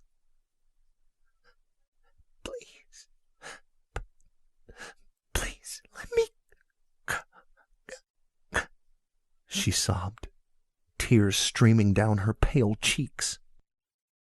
I stood a moment dumbfounded as I realized that I had been so focused on finding Jess that I hadn't planned an escape. I didn't know quite what to do. Thinking quickly, I decided I had better let her know it was me before deciding on anything. I shone the light upwards, illuminating my face as I moved toward her. Jess stopped sobbing and stared. "Jess!" I whispered and knelt beside her. "I've come to rescue you, but we don't have much time. We need to go now before that thing comes back." She remained motionless for a moment, and then threw her arms around me, her body shaking. "I thought I was going to die down here. I thought it was going to eat me like it did the rest. I don't. It's..." She trailed off, unable to get her words out through the tears. I squeezed her back for a moment and then went to lift her. The sudden sound of metal clanging against rock reverberated through the cave. I shone the light down and my heart sank. She was chained to a heavy metal ring pin that had been nailed deep into the rocks beside her. "I couldn't escape," she sniffed. "I tried to pull it out, but it's no use." I stood for a second, dejected. "I could go get help. Come back." "No!" she squeaked. "Please don't leave me here." Panic spread across her face, and in that moment I knew all I could do was promise not to leave. I thought for a few moments and then, realizing my only option, took her chin and looked her in the eye. "Jess, I have a gun. I'm going to have to shoot the chain to set you free. It's going to be very loud, and the noise will probably attract the thing here." She said nothing, but looked at me, waiting for me to continue. "As soon as it's broken," I went on, "we're going to have to run for the cave entrance and back through the woods." She looked thoughtful for a moment and then took my chin and nodded, and then she kissed me. I blushed. Here we were, sitting below ground in a monster's cave, and I was blushing. I almost laughed and smiled back at her. I took a moment to regain my composure and then aimed my gun at the chain. "Cover your ears, okay? I'll do it on 3. 1, 2. A guttural moan sounded from the mouth of the cave and echoed down the passages to where we were. I looked at Jess just in time to see the color drain from her face and felt it drain from my own. It was back. Without thinking, I pulled the trigger. The gun cracked. Its sound deafening in such a small place, and the chain shattered. I grabbed Jess before she could react and pulled her up, sprinting towards the makeshift museum behind us. As we entered the chamber, I dove behind a table full of bric-a-brac and pulled her down with me. No sooner had we landed on the floor than I saw the creature enter the room and scramble over to the passage from which we had come. As soon as it was gone from sight, I pulled Jess back to her feet and pushed her in the direction of the entrance to the cave. She didn't need any convincing. Together we ran as fast as our legs could carry us. As the mouth of the cave came into view, a rage-filled scream rang out behind us as the creature discovered its meal was gone. As Jess and I reached our exit point, I could hear wood splintering and the crash of dozens of tiny objects hitting stones as the beast tore through the museum after us. I grabbed Jess's foot and hoisted her up so that she could grab the lip of the fissure and pull herself into the clearing. I spun around and then saw it exit the passage into the main chamber. Its hood had fallen down to expose its inhuman face. I fired a shot in its direction, and it screeched in agony as the bullet connected with its upper leg, knocking it back for a second. Taking advantage of the spare moment, I spun back around, leapt for the edge, and grabbed hold. Jess seized me by the collar and helped pull me up just as hooked fingers brushed the bottom of my shoe. We started to run across the clearing and realized it was morning. In the east, the sun peeked over the horizon, casting a slight glow over the woods and turning the sky a pinkish red. We ran for miles. For hours. The whole while, I could hear Jess's captor crashing through the trees after us. If my bullet hadn't connected, I doubt we would have stood a chance of outrunning it. But somehow, whether by luck or fate, we survived. We reached the creek 45 minutes later. By the time we saw the edge of the woods, we had run, fueled by adrenaline, for over an hour. When we reached Fenter, I fired the gun into the air and collapsed, shaking violently. Within a couple of minutes, a crowd of alarmed townspeople had surrounded us, some asking what had happened, others grabbing and hugging Jess, and most just staring blankly in confusion at the commotion. When Jess's father arrived, he broke down and cried, holding his daughter to his chest and thanking God and me equally for her safe return. When my father arrived, he took the gun from me, put his hand on my shoulder, and gave me a look. It was a look that said he didn't care what had happened. He was just glad I was home and in one piece. We gave a statement to the sheriff. Afterwards, a group was organized and armed. I was asked to lead my dad, the sheriff, and roughly 20 other men to the cave. I was tired and reluctant to go back, but the light of day made me braver, and there, beside my dad, I felt safe. After a couple of hours, we came across the clearing and found the cave system just as Jess and I had described. The museum was empty. We found the shattered chain untouched where we had left it. A brief examination of the other caves revealed skeletons, later identified as other missing persons from the towns that bordered Fenter. Forensics later proved that the victims had been dead for some time. We searched the woods until sunset, but found no sign of the creature or which way it might have gone. That night, as I looked out my window before going to sleep, I saw it again, standing at the edge of the woods. It looked at me through my window for a while. I stared back, just like during our first encounter. Then it turned and walked back into the woods. I never saw the creature again. I figured it moved on to another place, away from Fenter. The townsfolk searched for another week, but no further traces of the creature were found. Official reports say that people had been kidnapped, most of them killed, by a maniac, who then evaded capture and escaped into the wilderness. But off the record, the people of Fenter believed Jess. They believed me. These days, the events are a distant memory. Everyone has moved on. Jess attended an out-of-state college and graduated with honors, and is now an animal rights lawyer. I relocated some 30 miles from Fenter and got into farming. Then I met someone and got married and raised a family.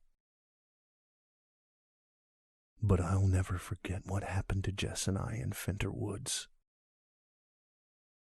Whenever I go camping or hiking or set foot on a trail, I'm reminded it's still out there.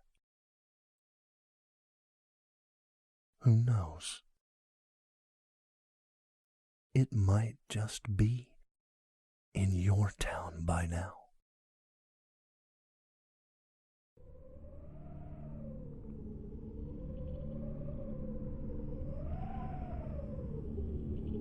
It is with profound sadness and continued fear that I tell my story.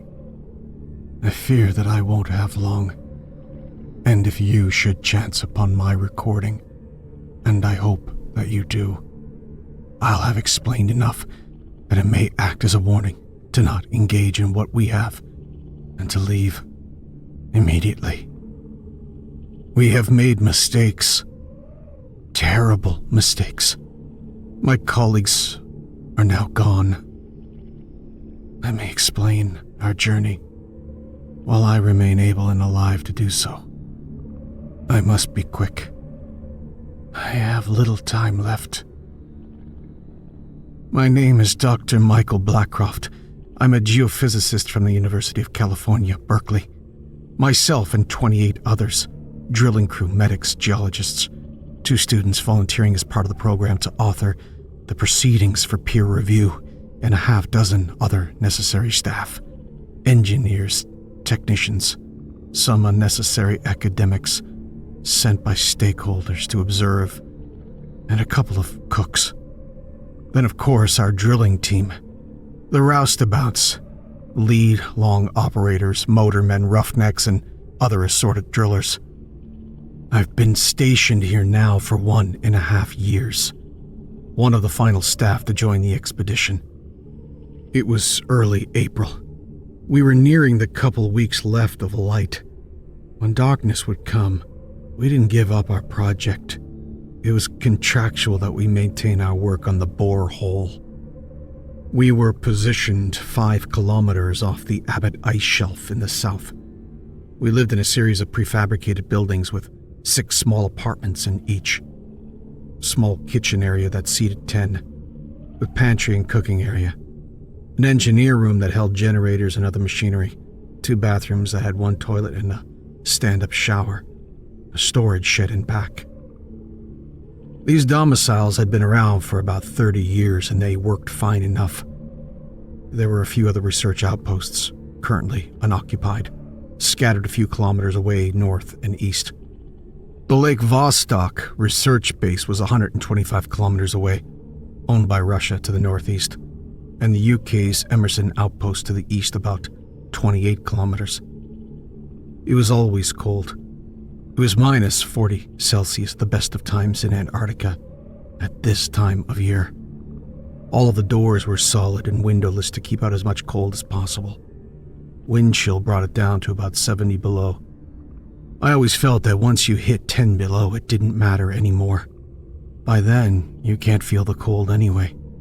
The wind was the killer, but we had state-of-the-art thermal gear, We were pretty well taken care of. Our employer was wealthy enough. When I say employer, I mean the committee that represented the $75 million US in funding received from multiple investors.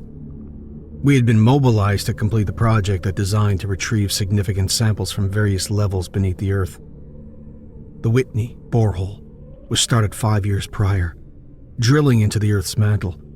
The hole was approximately 20 meters in circumference, and the project was designated to continue until we reached 22 kilometers in depth. The glacier itself was a 4,000-meter ice sheet, so this was not calculated into the drill. Once this was achieved, a team would be lowered down into the hydraulic lift, positioned securely over the hole, down to the bottom, using a set of 4,500 lumen torches.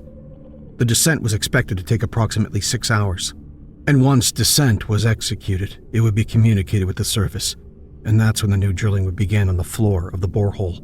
The new drilling was the primary purpose of the expedition. The drilling would continue with a borehole expected to descend another 18 kilometers. This would be a narrower hole of 1 meter and take approximately 2 more years. More rapidly due to the narrowness of the secondary hole that would reach the Earth's mantle. We would then retrieve the core samples that we needed from the deepest hole ever attempted. The most ambitious drilling project in history would yield some of science's greatest finds. We could leave individually for 2 weeks at a time during the project, but not all at once. The drilling would need to continue, or Mother Nature would sew up the hole. The heat from below would begin to melt the ice slowly and fill the hole fast enough to become a problem. We reached our descent level of nearly 22 kilometers. We were proud of the jobs the contractors had accomplished. We then knew that this was the last chance for a few days off. There would be no danger in leaving the initial hole, but once we started drilling the secondary hole, it would need to be continuous. So we looked forward to the last few days of relaxation and being social. The landscape was desolate, white, cold, bitter, dead, for as far as the eye could see. Wind pushed the snow around, and that was the solitary movement across the plains of the Abbott Ice Shelf. The silence outside of the sound of wind was deafening. There was nothing, not even penguins in this part of the pole. Some, more optimistic, would say that it was peaceful. I suppose that it was. This was a red-letter day for us. We had prepared the largest of the dining rooms located in Cabin 2 for a party. We would enjoy some decent food, break out the whiskey and wine that we had put away for the occasion, in honor of the work we had accomplished, and equally to enjoy the time, for we would have begun the most grueling part of the work. The cameras would be arriving in a couple of days for the monitoring, and until then we really could do nothing. So we had ourselves a little party. Must be said that partying with scientists and academics is not exactly a shockwave event, but some really let their hair down when given the chance and enough spirits. It was around 8 p.m. when I got into bed. It had been dark already for a few hours. We had finished our last day of work before our small rest. I turned my lamp on, began reading my book. My wife had gifted it to me before I left. It was Ralph Ellison's The Invisible Man. No, not that one. It was an interesting story of the author's journey during slavery to New York City. It was a million miles away from here, it seemed. By 9:30 p.m. my eyelids were getting heavy, and with my last remaining consciousness, I removed my glasses, placed them on the side table, and drifted off. I'd woken at some point in the middle of the night.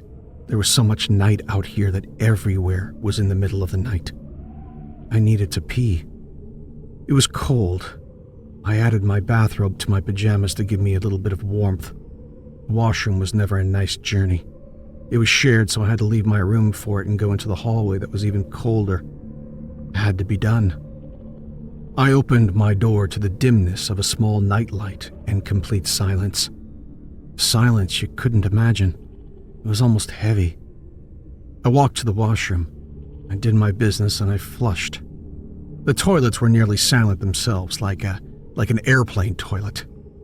I washed my hands with ice-cold water, quickly, and warmed them in a towel, and then rubbing them together until I could get back into bed. Walking back down the hall to my room, I felt something. It was nearly impossible to explain. I stopped and stood and listened, and then slowly turned to look behind me. Nothing. An empty hallway. Cheap carpet, wood paneling, and a nightlight. A solid door at the other end. It was instantaneous, but I felt a compression in the air, like hit by a wave all around me, of silent explosion a short distance away. I wondered if it was my imagination or the cold seizing me up, or perhaps an anomaly not yet experienced by us in this part of the world. Magnetic. Who knows? I then continued back to my room and got into bed and laid into my pillow, still thinking about that bit of force that I had experienced. I'm a scientist, and I'm well aware that everything has a fully rational explanation. At least, at some point, anything would eventually. I closed my eyes after a few minutes of looking at a glow-in-the-dark map of the constellations that I had placed on my ceiling. Suddenly, there seemed to be a collective groan from all around me. Some close, some far. I couldn't tell if it was coming from my cabin mates or my colleagues in the other cabins. Must have been. It added a more bizarre element to my recent and nearly evaporated mystery. Then some chatter beyond the walls. My teammates had seemed to awoken and conversed with each other. It didn't last long. Probably some of the night owls that couldn't sleep, meeting up in the kitchen for a glass of water. It ended immediately and remained silent. I got to sleep sometime after midnight, finally. That's what my watch had told me as I picked it up for a quick check. I fell asleep. This was the last, somewhat normal evening. From here it got bad. I need to hurry now. I don't have much time. They're here. The day of the party, the team were in great spirits. I was not well rested, but a large pot of coffee in my sights was my salvation. I was, for the first time, able to take a nap later, so I didn't let my sleeplessness bother me. I sat at the morning breakfast table with my peers as we chatted about the forthcoming party and other things. "Which of you gents were up last night chatting away?" I remarked with a little chuckle. Each of them looked at one another with a little smile, looked at me incredulously. Matthew, our electrician, and Arthur, our lab technician, were both notoriously light sleepers. They had both been awoken once by the sound of a faucet running down the hall in a closed washroom.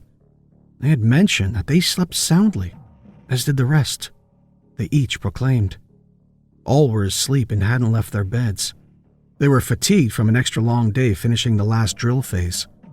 In fact, after a visit to the other cabins for a day-off social visit, revealed that each and every project member had slept deeply, without disturbance, and oddly enough, without any memory of dreaming. They were all well rested and talked up a storm with one another about the latest baseball results and new films that they had requested from our overseas entertainment ordering supplier. So what did I hear? I know precisely that I heard a collective groan like a wheezing intake of air, and then chatter. Definitely multiple people, and it was distant but clear as day. I wasn't imagining this, and I wasn't asleep. I'd come directly from the washroom and I was wide awake, clear as day. Well, day when it isn't the South Pole so close to summer. I grabbed my bag and went out to the job site, alone. I wanted to make sure that I'd picked up all of my calibration tools. It was a 10-minute skidoo ride, and with a clear day, it was a pleasure. I rarely got the chance to get out there alone. Of course, never since the final depth for the man descent was reached. I saw much of the equipment set across the ice, ready for assembly to create our hydraulic lift down to the bottom. It was all over the place, but I'm sure that the contractors and engineers knew how to piece this together. It was exciting. We were making history. I walked around the flagging that warned us of the hole edges and sought out my calibration tools and wiring that I had left out there. Seems just a few wires were left, and I reeled them in and put them into my bag and threw them onto the tow on the back of the skidoo. As I zipped it up, there came a sound. That same sound that I thought I heard the night before. A long inhale wheeze from below. In the hole. It sounded human or something. Must have been the earth settling or plates or glacier ice shifting, I thought.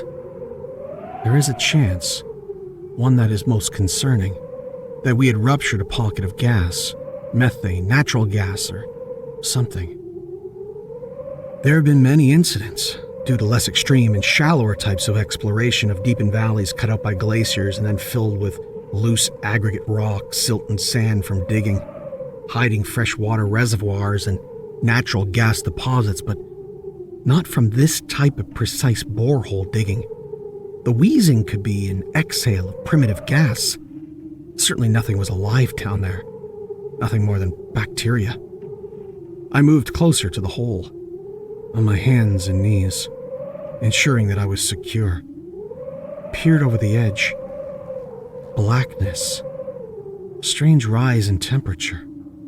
It was so much warmer than the freezing air around me. It immediately made me wonder if we were doing the right thing. Was it worth ripping open so much of the earth? Venturing into unknown territory to discover new microscopic life existence that was ultimately a wider plan to understand the origins of the earth. It all seemed unnecessary for that moment, while I knelt, peering. What if what we discovered was new virus embedded into the earth? We would eventually expose our environment up here to the long-protected earth mantle, 40 kilometers down. Well, as much as I was a leader on the team and a senior fellow of that particular institution that was partially funding the mission, still felt that it was above my pay grade to consider anything beyond what I'd been activated to do. Just at that moment, from deep, deep down, I heard a vague breath, like a blustery equine exhale, like a horse grunting. It froze me for a moment. I was beginning to run away from the idea of explaining this away as some earth movement or natural sound of the terra firma. I couldn't shake it. The one solace for me to consider that this was impossible. Another anomaly. Great. I pulled myself up from my knees and dusted the snow from my legs and stood for a moment longer at the hole, listening. Nothing. I walked towards my skidoo and made sure my stuff was secure, looked back briefly, and thought that I was glad that I wasn't going down there when they were ready. No way. I peeled off towards the compound to return to the preparations for the festivities. I was on decoration duty. It was no big deal. A few cut-up bits of construction paper designs on the wall of the dining area. Jed and Nora, our lab assistants, were stirring up the punch bowl, while Louise and Kimmy, our engineers, sat at the table putting together party tunes into a playlist. It was nice. Dr. Pimposa, our Italian geologist from the University of Turin, watched from the doorway, giving orders until asked to help with carrying some boxes of paper plates and food from the other cabins, and left. When I was finished, I walked out to ask Teddy and Nick if they needed any help cleaning. They admitted that they were nearly done, so I went for that much-needed nap. I gave a quick thumbs up to the crew before walking to exit the room, when the entire cabin shook with a loud thud. Not an impact, but a potential earthquake. The punch had spilled over its side and Louise nearly fell off her seat. We were stunned. A group came over and asked if we felt it. Of course, we all did. The sound was as if a giant-sized, flat palm had slapped the ground. The loud but muted bang mixed with the entire eruption of the cabin. We were all a bit shook up, in more ways than one. It didn't reoccur. We passed it off as a one-off earthquake, or perhaps, as I said, a burst of gas from a very old and sealed pocket. Earthquakes don't pop your eardrums, however. Our geologists were sincerely perplexed. This was not an earthquake for them. To be fair, I've experienced many initial shocking occurrences that were resolved quickly by academic explanation. Nothing was earth-shattering or uniquely mysterious. I wasn't concerned to the point of losing sleep, but if it were an earthquake-related event, We were sitting on a glacier, an ice sheet that was sitting on the earth 4,000 meters below us. Bizarre, really. If it were an earthquake, strange to have given us this level of tremor so far below the ice sheet. It was loosely forgotten soon after. With our minds on the party ahead, we pressed on with laughs and preparation. I finally had my nap. I slept deeply and uninterrupted. It was needed. I woke around 5 p.m. and felt a bit groggy. I got up and got a shower and felt another tremor. This time more intense. I rattled around in the shower and the water sputtered. I shut it off and tried to open the shower sliding door. It wouldn't open. I pulled and pulled. After 15 seconds or more, it slid open quickly like it was never stuck, which made me fall onto the bathroom floor. I picked myself up and grabbed a towel. I dried myself off to complete silence. The wind had picked up outside, but no laughs, no banter, no merrymaking or shouts, not a giggle. I got dressed in my party clothes, which was jeans and a polo shirt covered by an old cardigan. This was as wild as it got for us middle-aged academics. I fixed myself up, cleaned my glasses and squared them onto my nose, constantly straining to listen for my colleagues. I'll be honest, it was unsettling. It was soon to become more unsettling. I put on my coats and boots, gloves and hat and shut the room door and walked outside to the party cabin. Nobody outside. Well, then again, there was no need.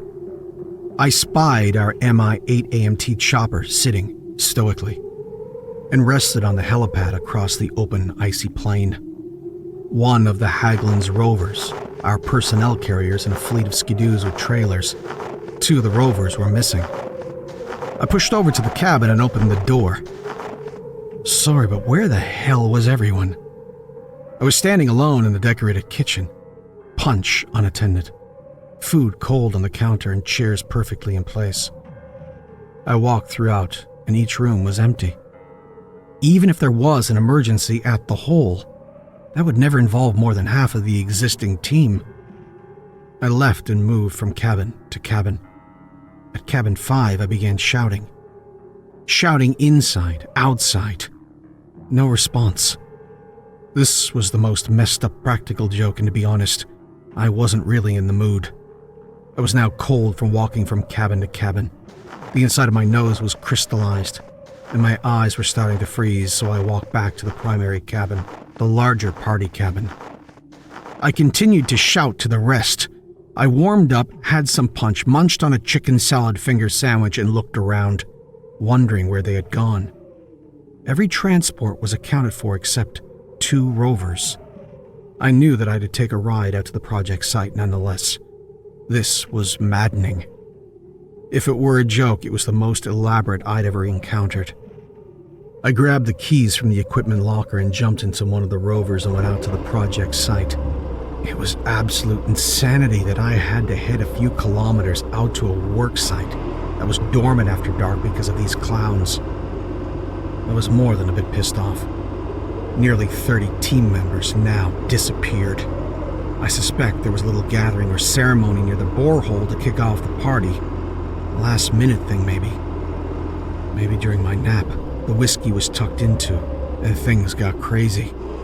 I was no more than a kilometer away when I saw a shape in the distance. No, multiple shapes.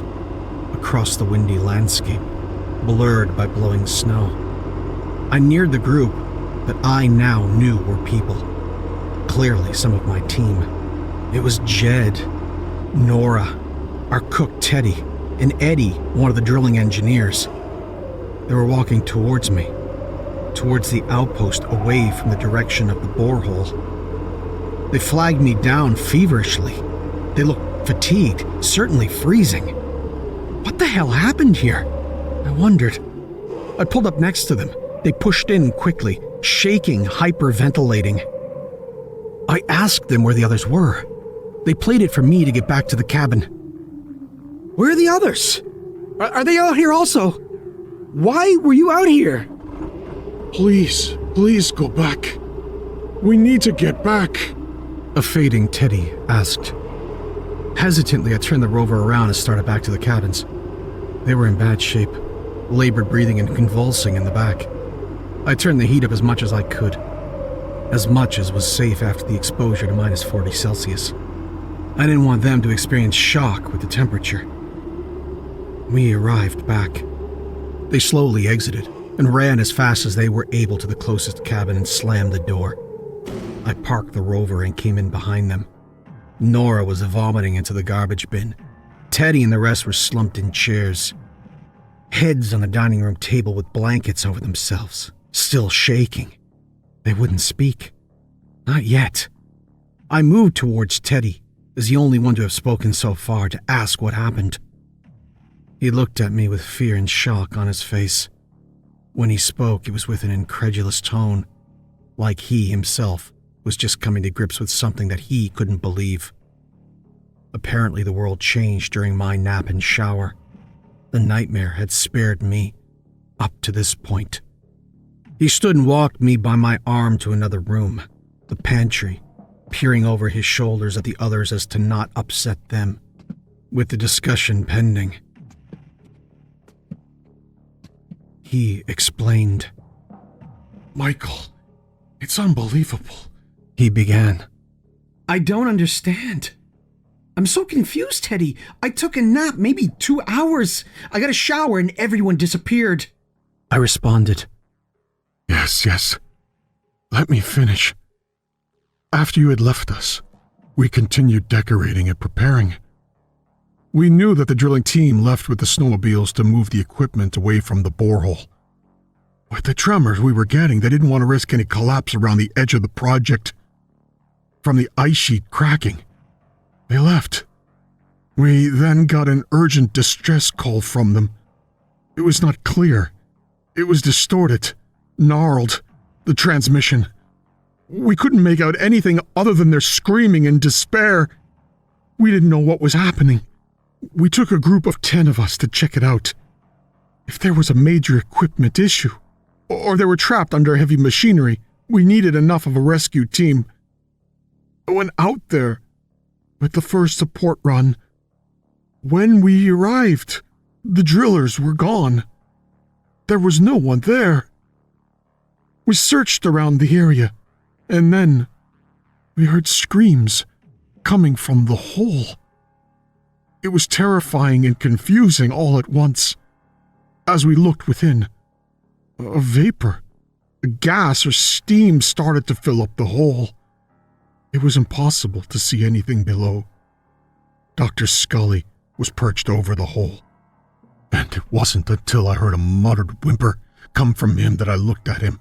His eyes were wide, in fear, but insanely wide open, and the whites of his eyes had turned completely bloodshot, which was enough to immediately pull me away from this vapor.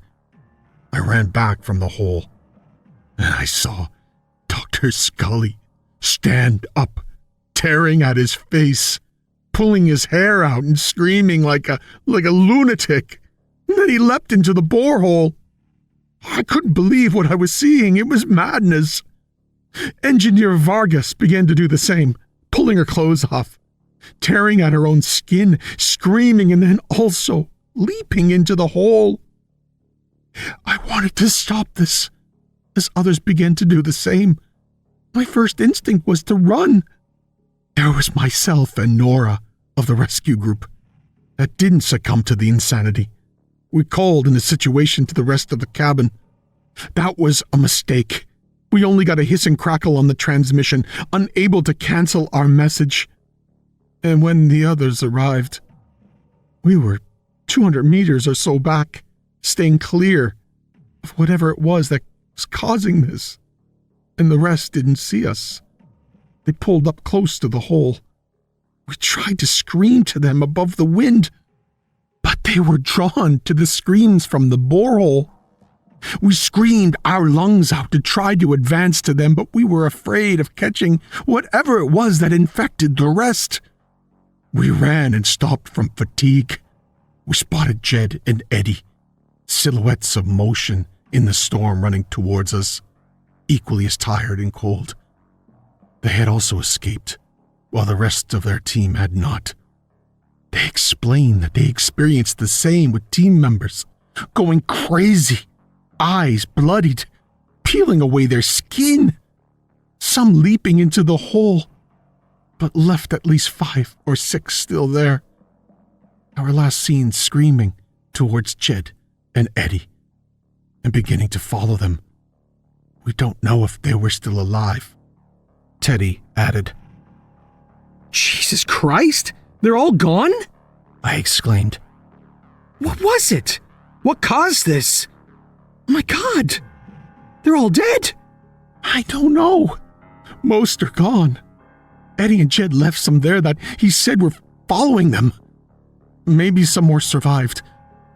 It must have been a poisonous gas or something that caused hallucinogenic psychosis in them.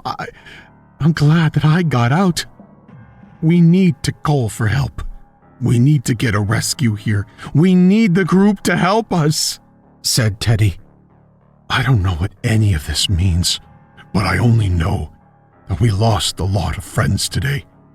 Today was meant to be a celebration, not a massacre. Teddy looked at me with tears in his eyes and walked away to join the others. I followed him and stood at the door, watching over them. They sobbed, collectively. I went to my room to get them more blankets. Then, heard a scream from outside the cabin. Multiple screams at different pitches. I ran to the door. At least 6 people were standing outside my clear view, in the blowing snow, standing side by side. I shouted to them.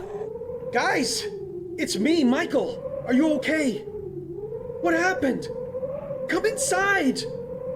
They stopped screaming the moment I opened the door and stared at me, almost fixated, nearly maniacal. They didn't budge. I peered at them. I squinted to see what I thought I was seeing. The wind calmed slightly, and enough for me to see that they were bloodied. Their eyes were almost black. Half their hair was missing. It was difficult to tell because of the amount of blood covering them, dripping into the snow. But it looked like they were naked, and pieces of flesh were removed. Again, this damned snow. I couldn't see clearly. Something was definitely wrong with them. They didn't move, only stared at me. Contemptuous but curious stare. The rest of the group inside, clearly shaken by this. I rushed to shut the door, but before I did, I moved my gaze back to the ghostly 6 before me. They had vanished. My brain cannot be screwing with me. Not this much. I rushed inside. I locked the door. And without a chopper pilot, we would have to make a move to the rover and get to one of the other outposts. Emerson was closest, but had no communications equipment and was unoccupied as per our last report. We would be deserted. We couldn't reach anyone an hour before, but needed to try again. I ran into the technician room, Teddy following me, and attempted to transmit again. The radio was dead, completely lifeless. Dead? We struggled to find the issue. Unplugged somewhere. Power issue. Generator was operating. We had accepted that we were locked in the cabin, in remote Antarctica, with no communication, and only a generator to keep us alive while it lasted. Somebody must have cut the comms line. Either way, we had nothing. No radio. If we had no radio, we had no choice but to try to get out of here. Vostok was a long journey, but there was always a team there. Emerson had nothing, but we could try Lake Vostok Research Base.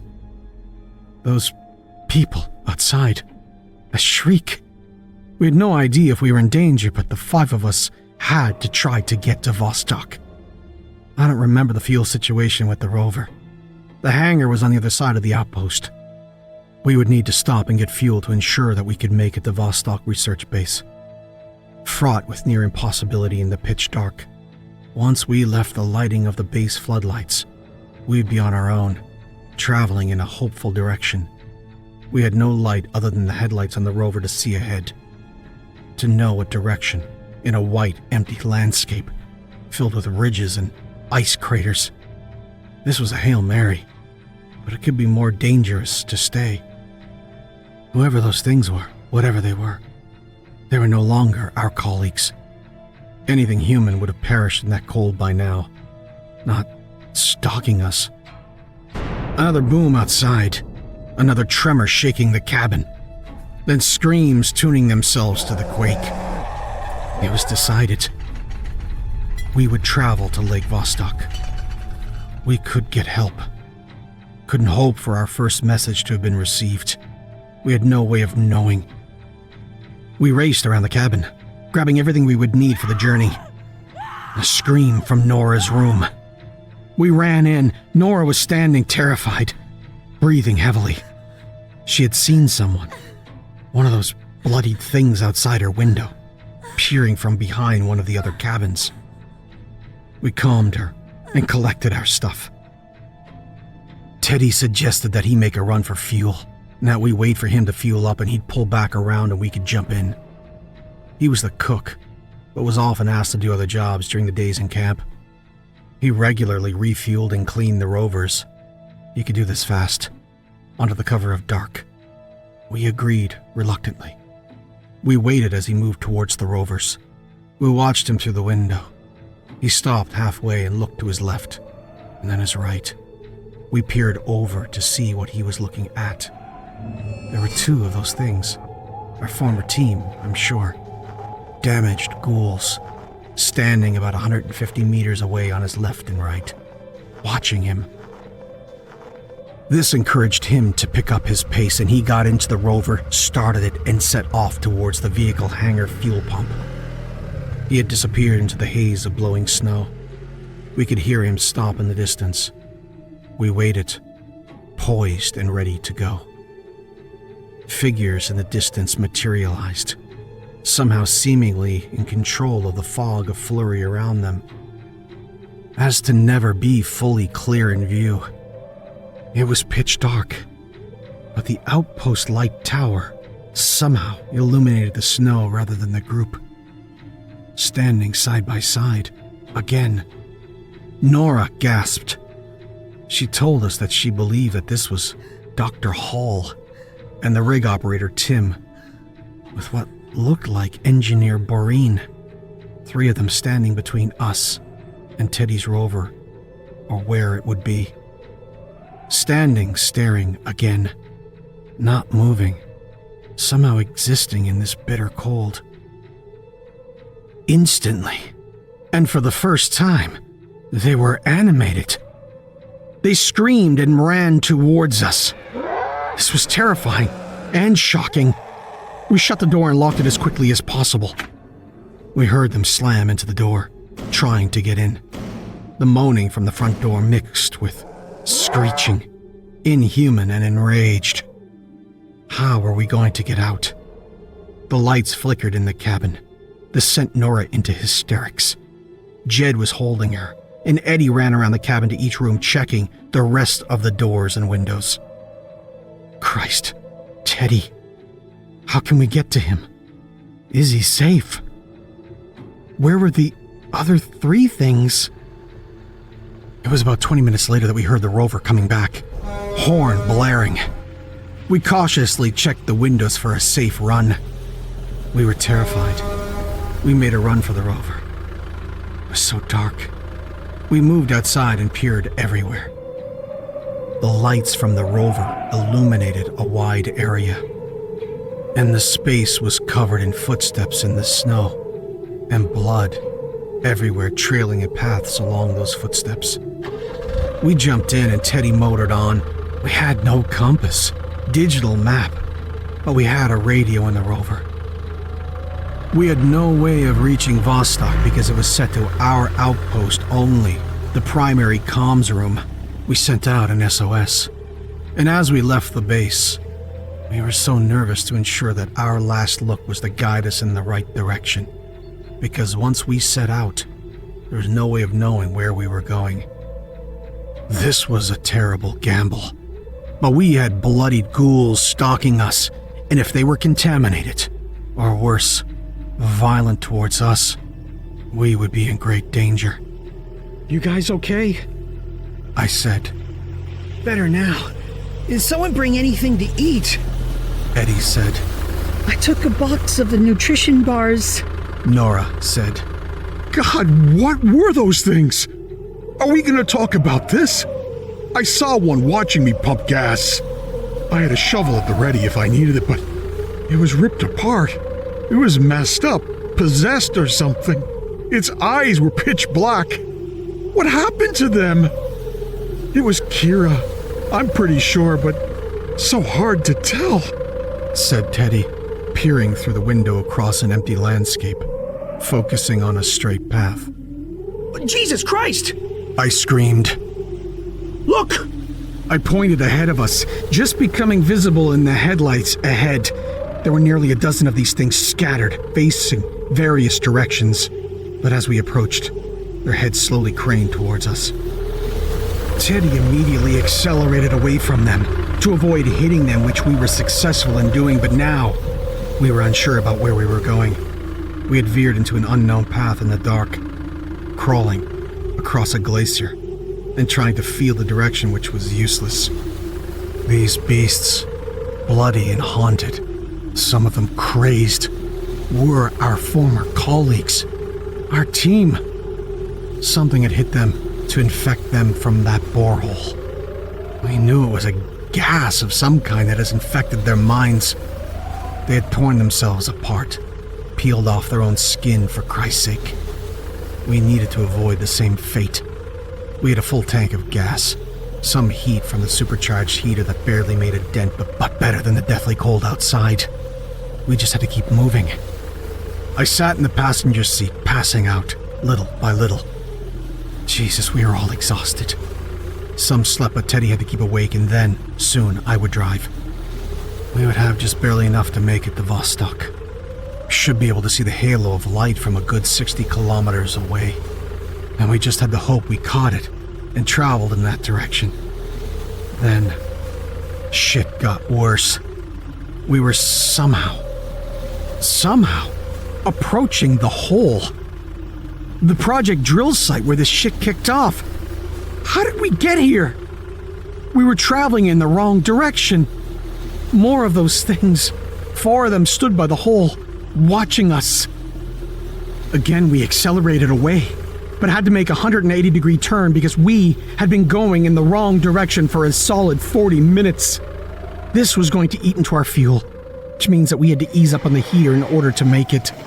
Those things were everywhere. Then a loud bang came from under the rover. Somehow, it seems we had run over a piece of equipment. It was now caught under the rover's carriage. This just goes from bad to worse.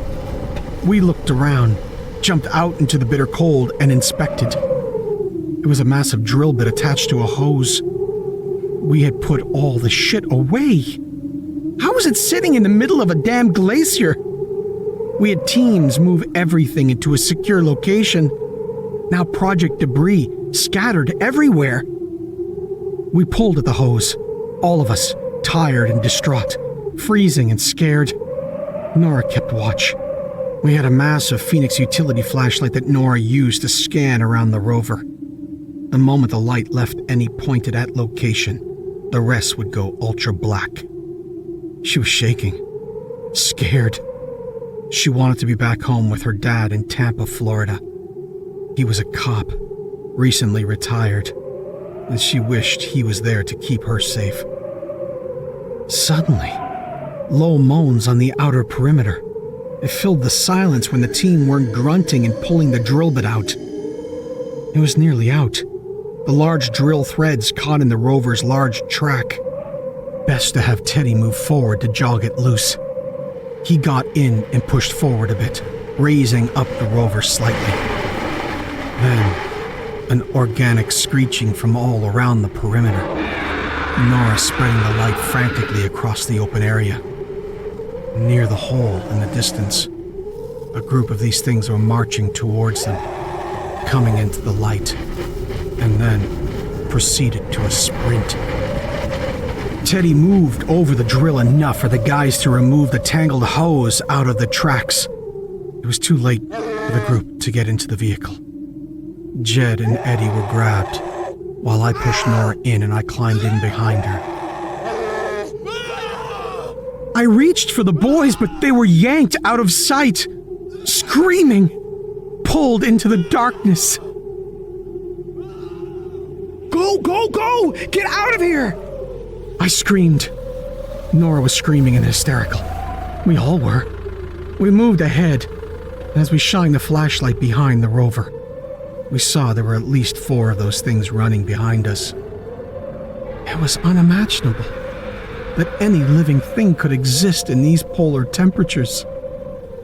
My God, it was enough to kill a human in hours, even dressed appropriately. These things were out for a day now, mostly without clothes, and in some cases, skin. Still running. Regardless of this perilous situation, it was impossible to try and wrap your head around this bizarre mystery. Something had afflicted these rotten things. It was most certainly something that we released from the project. We had drilled into the mantle for the first time in history. We knew about pockets of prehistoric gases and bacteria. We knew of viruses being released in the Arctic that were dormant for centuries. Climate change and melting permafrost soils that have been frozen for thousands of years. And as the soils melt, they release ancient viruses and bacteria that, having lain dormant, are springing back to life. The types of viruses are only known when they happen. We knew about anthrax-diseased reindeer buried under permafrost that were exposed after melts, and then infected herds of them. That was just permafrost. This was something far deeper, far more sinister, and game-changing. If this truly was a disease that caused madness, coupled with the ability to survive in a violent and ravenous state in the most impossible environments, it would need to remain isolated here. Governments would need to know. They would need to destroy this. At least coordinate and study it. Nora began scratching at her neck. She was drawing a bit of blood from the scratching. Nora, are you okay? I asked, concerned. She realized what she'd been doing and stopped. She apologized meekly, wiped her hand on her lap. We carried forward into the blackness. Those infected creatures stopped following us. We kept transmitting the SOS, trying to find any rescue. We took turns driving and kept going forward. 4 hours or more now, driving. Nora slept. Teddy slept. Then, something in the distance ahead. Structures. Looked like an outpost.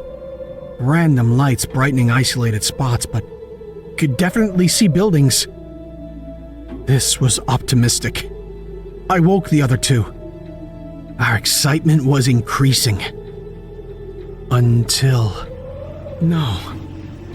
It can't be. How? We were back at Whitney Research Base. We were back at our base. Those are our cabins ahead of us. Where we had left hours before. He had been spun around a couple of times. We must have been circling back. We were distraught. It was inconceivable. We had just burned off most of our fuel going in a massive circle. We were past fatigue and overwrought with hopelessness. We stopped short of the base perimeter, staring ahead. The desolation of our abandoned home, now returned. The last place we wanted to be. We had to gather ourselves, quickly come up with another plan. We wouldn't be safe here. We had only one solution. We had to refill again, and make another attempt. However, we had a chance to correct our last mistake. We could wait until morning. The sun had 2 weeks left until it disappeared beyond the horizon, or 6 months. We had a couple hours of it soon, and it would give a good head start, at least. If they could not escape, the thought of 6 months of blackness would end them. They shuffled out of the rover, parked as close as possible, carefully entering a cabin, quietly, listening intently for any sounds, movements, breathing, footsteps. It was quiet. We also wanted to be careful to not add any light that could be visible from outside, and they agreed to remain silent. They hugged one another for warmth with the blankets they could find. The generator was still operating, for now. There was some heat in the cabins, but it seemed worthless after the exposure that we'd endured for the past few hours. Nora, I noticed, still scratching at her neck in her sleep.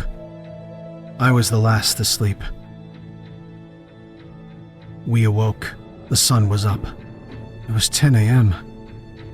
We had a little less than 3 hours to make some distance. We packed up additional rations and blankets. Teddy refueled again. This time the last of the available fuel. That's when we heard it. Rotors. Choppers. 2 helos descended into our compound. It was a miracle. They announced their presence and we burst open the door of the cabin, smiling. Utterly defeated, but smiling deep inside. They sat down. There were 2 crews inside each. We waved and ran towards them. Nora was placed inside one and covered in a thermal blanket. Teddy was driving back with the rover from refueling. Clearly, he must have been as excited as we were. That's when we saw that he had a passenger. Crawling on top of the rover from its rear was one of these infected. It had jumped down to the front of the hood. We all saw it. The chopper crew saw it, and having no idea of the story that preceded it, had no idea what to make of this dried, blood-covered thing, with its skin partially peeled off, smashing at the front window of the rover.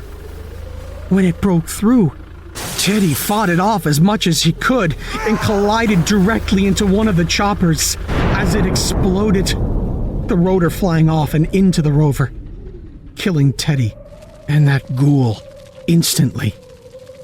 The pilot of the destroyed chopper must have been killed also in that fireball. Every living person involved in this drama screamed. The fire and explosion seemed to have alerted, or at least caused enough excitement in the stalking few creatures that had immediately shown themselves from outside the cabin. The pilots of Nora's chopper took off immediately, with her in it. I was left at the cabin door, watching all of this insanity kick off. The remaining co-pilot of the destroyed chopper ran towards me at the cabin as I held the door open and screamed to him. He was set upon instantly by the hordes of beasts, and I slammed the door shut. I locked it and ran for safety. We were momentarily safe. We had been saved, and then we had been killed. Some of us already, and me remaining, waiting out my final moments. Whether they are savagely ripped from me, or slowly and painfully, from hunger, thirst, and the increasing cold. I've barricaded myself in the comms room. I've been silent now for what must be days since our rescue attempt. I had no food left, little water. The cold was unbearable. I'm losing focus, losing strength. The long dark would be coming soon. There are no more rescues. I have little battery left in my task cam right now. My recording will soon be over. I hope this is found. I hope that the world will know what happened and make sure this never gets to the mainland. Nora and her crew would have warned the appropriate authorities against making any immediate visit back. They would know to wait until the proper mobilization was planned. She knew enough about the situation. I was thankful that she was saved, that she would have brought back as much information as we knew. Sadly, she must have assumed that we had all perished. She would be back with her dad in Tampa, safe. I'm happy for her. Her dad would take care of her. I think about her violent scratching often as I lay here in the dark, listening to my colleagues outside my door.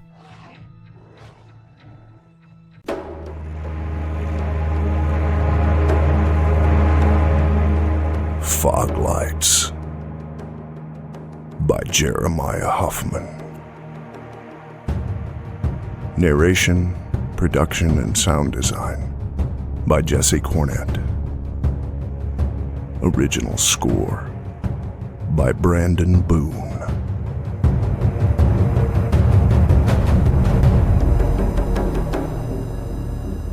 Gormley ran a stubby finger across his lips. They were leathery and cracked. He'd had nothing to eat the previous day but coffee and sweets, and he'd been up all night writing. His tongue felt furry in his mouth, like the tail of some anxious little animal hiding in the dark hollow of a rotting stump. He was staring out the single window of the kitchenette at the back of his trailer, eyes fixed upon the mailbox, which seemed miles away, standing alone in the early morning fog. Soon the postman would show up, and once again unwittingly play Gormley's harbinger of doom. The thought made the fat little man smile, and his lower lip split down the center.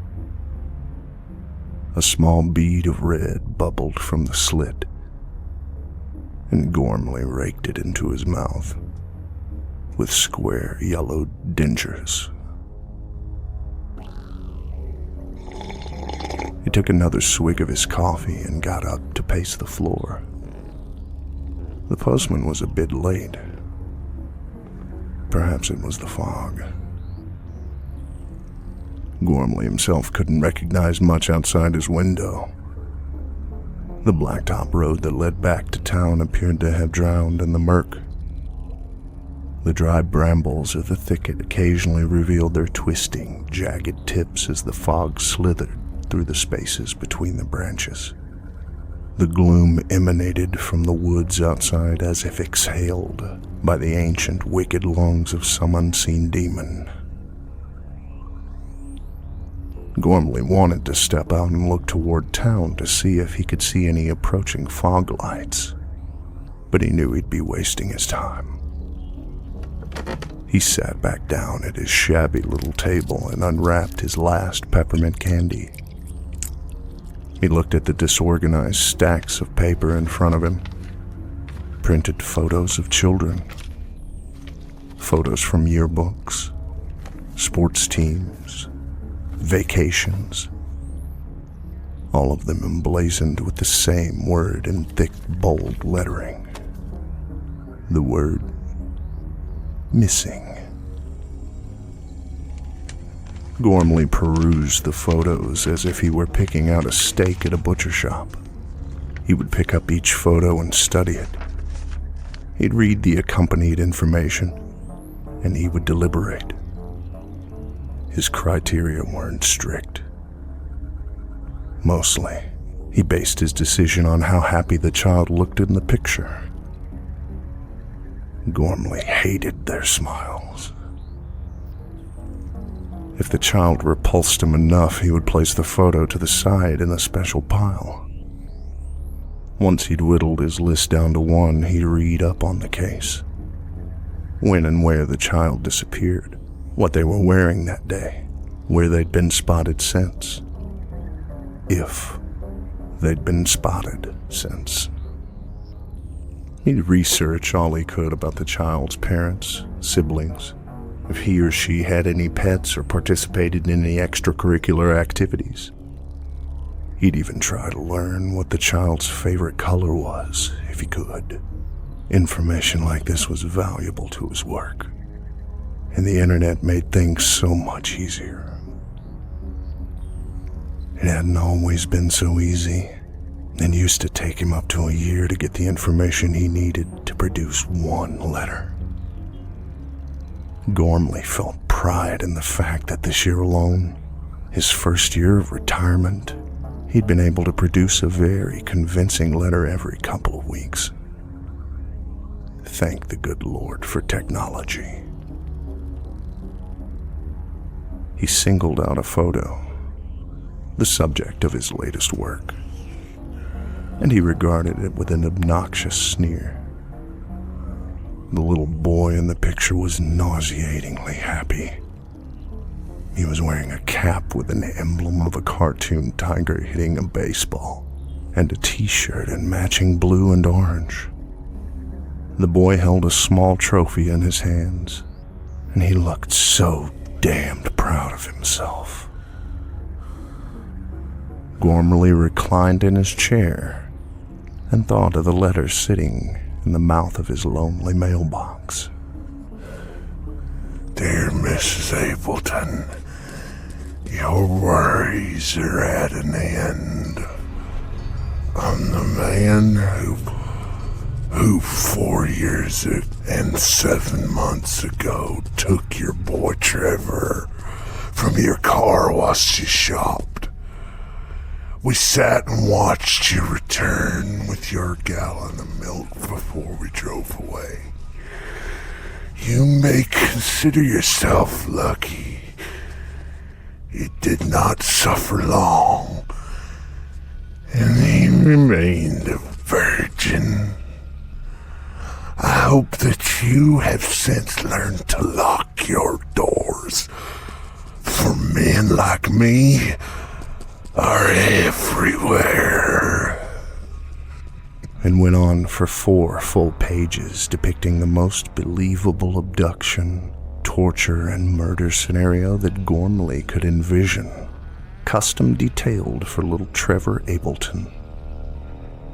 Gormley was especially proud of the bit about the jar of spiders. He'd learned about the boy's arachnophobia, and such a particularity was too exquisite to omit. In his eyes, Gormley was helping these families get over it all, move on with their lives. He put a stop to their uncertainty. Most of all, he gave them something to hate. And what a great motivator that was. Hate was what got him up and cracking before the sun could show itself. Hate was what had fueled him all of his life. Hatred was what made him exceptional. Other children had been spoiled. They lived under the illusion that somebody cared about them, and if somebody didn't, then at least that somebody should care. Gormley's expression curdled at the very idea.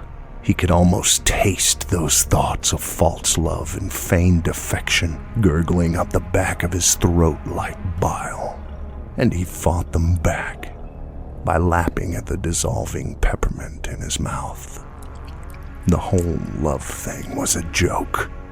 Parents really cared for children as children cared for their toys, as objects of dreams and fantasy, and ultimately disappointment, to be broken and forgotten when playtime ended. The amount of love given was only equal to the child's usefulness. Gormley had learned that lesson early in his youth, and it had made him tough and cruel. It had made him exceptional. Because of the remoteness of his property and his disagreeable comportment, Gormley didn't get many visitors. He liked it that way.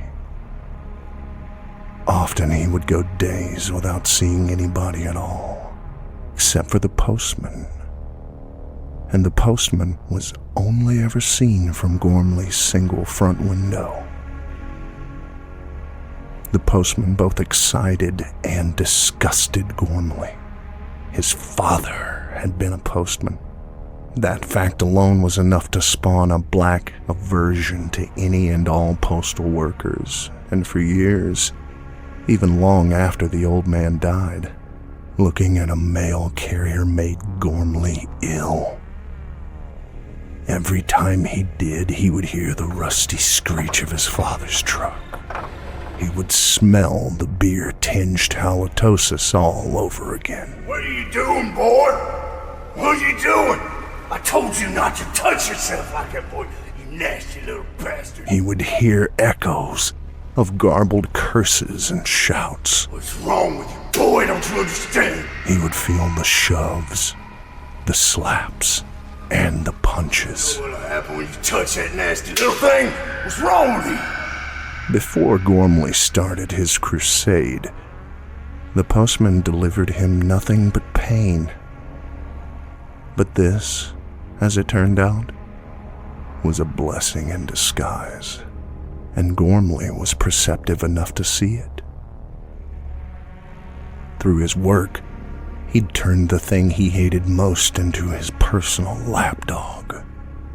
The postman came almost every day.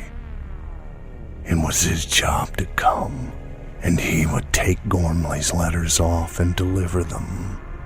He had to every stupid, soft, happy, sappy family.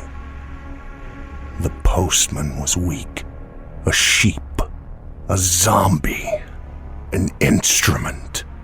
The postman had no power over Gormley now. It was he who was the puppet master. No, the preacher. No, the savior of the world. And if the world couldn't learn from him, then, as far as Gormley was concerned, it deserved to suffer blindly in darkness. But today the postman was terribly late, and Gormley was beginning to worry. Maybe the authorities were monitoring his mail.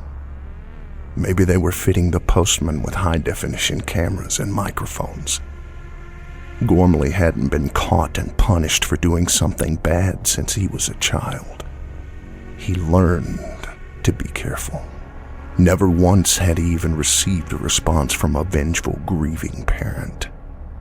Of course, he never revealed his identity. But you never know how somebody can find you out nowadays. His saliva could have been pulled from all the stamps and envelopes. It could have been collected in a vial in some refrigerated vault somewhere deep below the Pentagon. Perhaps the authorities were just biding time, amassing evidence. Gormley had done nothing really wrong, of course. He'd never killed anybody. He'd never touched any children. Gormley didn't know too much about the law, but whatever they could charge him with, he knew they couldn't just send him to prison, even if they did drag him to trial. Over what? A few letters? A few hard truths? He'd have the opportunity to preach his cold gospel to the world. And the court here intends to prove that this man is responsible for sending these letters to these poor, grieving parents. I hadn't done anything wrong. Don't you see? I'm helping these people. I'm helping them. I'm helping them to get over their grief. What have you done to help with their grief? What have you done? What have any of you done for them. I've brought their pain back, yeah. I've made them feel everything. But then I helped them move on, to get past it. The filthy smiles, the happiness, they need to get past it, don't you understand? They need to get by it. They need to understand what this world is really about. What demons really lurk in this world.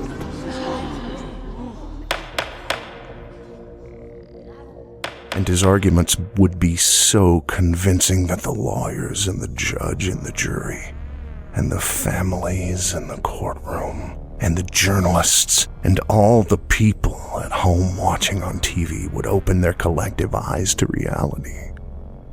Everyone would finally see the real, cold, hard truth. Then people would start acting accordingly. Then the world and everyone in it would start getting real instead of play acting in the same sick, tired old farce. Would getting caught really be so bad then? Gormley considered this for a moment. Probably. Probably yes. People are stupid. They simply wouldn't understand. Gormley couldn't go to prison. He wasn't as tough as he had been in his youth, not physically anyway, and prison was full of men much tougher than he. No, getting caught was out of the question. He'd sooner die. Gormley's stomach ached. Too much caffeine and sugar. Too much worry. He debated walking to the mailbox, taking the letter, and trying again the next day. Perhaps he would write another draft after a short nap. But if he were being watched, retrieving a letter from his mailbox would appear quite suspicious to prying eyes. Would it not? Another thought occurred to him. What if one of the real abductors had learnt of his letters? What if some psychopath child killer was out there lurking in the fog, wearing a bloody postman's uniform and waiting for Gormley to take that long, lonely walk to his mailbox? Surely, at least a few maniacs resented his taking credit for their deeds. Gormley wrung his hands. He scurried to his door to check the locks. His trailer creaked on its cinder block legs. The fog outside had lifted. It had turned from Hyperborean gray to dingy yellow. Was it really so late in the day? Gormley swiped his phone from the nightstand. It was dead. He'd checked it not long ago. That's how he was so sure the postman was late, and it had been fully charged. His old desktop didn't fire up either. He pulled the chain on a nearby lamp and no light emerged from behind the shade. It was a blackout. Perhaps they were working on the line somewhere out there. Perhaps it was the police, and in an instant they were going to kick his door down and blast him with tear gas. Or perhaps it was a madman with an axe. Such speculation was no good. It provoked far too much anxiety. Gormley considered the fact that he hadn't actually talked to another human being in a week or two. He'd barely left the trailer, save to check the mail, and his diet had been especially terrible during the time he was focused on his letters. It was the isolation and the caffeine and the lack of sleep making him worry. It was all of that. And the damned postman. Today of all days he was late. It just all felt too inauspicious. Was it getting darker? Gormley pulled a candle from a drawer. It couldn't have been later than 10 a.m. Was his vision failing? Too much time in the dark, in front of a computer screen? He returned to his kitchenette, lit the candle, and placed it on the table in front of him. The world beyond the flame in the solitary window had grown ever darker. It appeared to be dusk, though there was no way of discerning the sun's position in the fog, which had thickened just as quickly as the daylight had waned. It rolled over Gormley's property, obscuring his view of the mailbox in blank sheets of oblivion. I must be tired. The phrase repeated itself in his head over and over. His mind and body swung from nervous tension to outright lethargy. I must be tired. I gotta lie down. He wasn't sure of what he was telling himself, but he slowly rose to his feet with the candle, reluctantly breaking his gaze on the shrouded world outside, and he shuffled to his room at the opposite end of the trailer. He observed how quiet it was. There was only the groan of his footsteps. There were no birds or furry little things scampering through the trees outside. Even if the day was really over, the usual hum of night insects was strangely absent. It was sound dampening technology. It had to be. They were screwing with him, watching him from the woods. He was almost sure of it. But who were they? Do maniacs have access to the kind of engineering necessary for this sort of production? Gormley banished the thought from his mind. He slipped into his bed and piled the covers around him. It was the police. They were trying to break him. Well, they didn't know whom they were harassing. First thing in the morning, he'd go to town. He'd mail his letter personally. Then he'd go to the police station and confront them. He'd force them to play their hand. And what? Then he'd go to jail? Certainly not. Certainly not that. So what then? Well, he'd think of it. He'd think of something. Perhaps to a lawyer first. Yes, a lawyer. He had options. He wasn't a poor man, and he certainly wasn't a fool. Yes, he'd mail his letter. Then talk to a lawyer. But his letter. He'd have to get his letter. He'd have to get out of bed. He'd have to leave his trailer. He'd have to walk that long walk down to the mailbox in the darkness and fog. I can stay in the box overnight. No harm in that. Just one night. And if the postman comes before I'm up, that saves me a trip. Gormley flopped from one side to the other and faced the wall. The candle's flicker cast odd shadows and stretched his own deformed silhouette across the false wood paneling.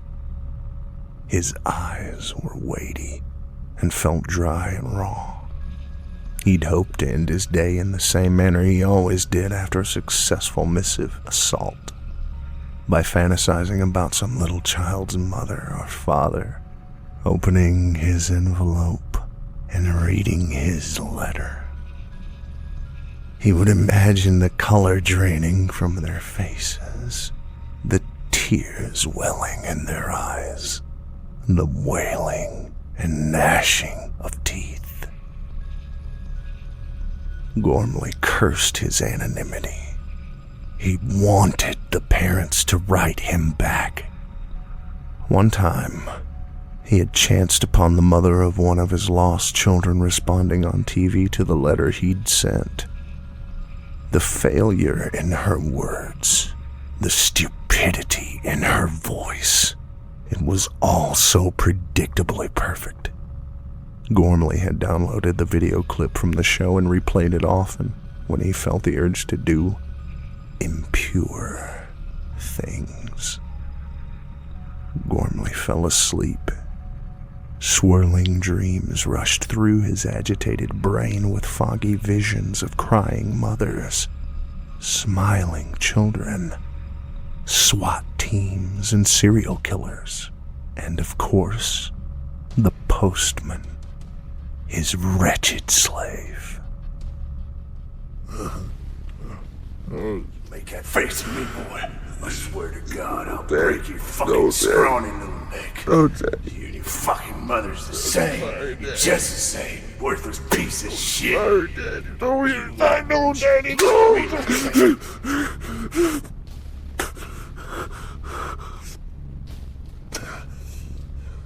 He awoke at an unfamiliar time to a hard single knock at his door. His candle had burned itself out, but he could see scant light coming from the kitchenette window at the trailer's opposite end. He sat nervously in a dull room. It was as if he hadn't slept a wink. Another hard, hammering knock at the door. A battering ram? Or worse, an axe? Then Gormley heard something in the silence outside. Someone was moving from the front door to his side of the trailer in excruciatingly slow, plodding steps. There was also a scraping, sliding noise advancing across the metal exterior. Something pressed heavily against the trailer, causing it to sigh like the hull of an ancient ship, set adrift in the fog. And Gormley could hear the breathing, the slow, labored breathing of clogged, elderly lungs. The movement stopped just outside of Gormley's bedroom. The wall creaked vaguely, and the breathing grew louder. The visitor outside was listening, pressing their head to the wall. Gormley held his breath. He tightened his blanket against his chest to muffle the sound of his heartbeat. Untold time passed while Gormley sat paralyzed by the croaking rhythm of the breathing outside. Then the panting rose to a furor, and the insidious invisible presence spoke in low, sustained, dripping tones. Francis Gormley!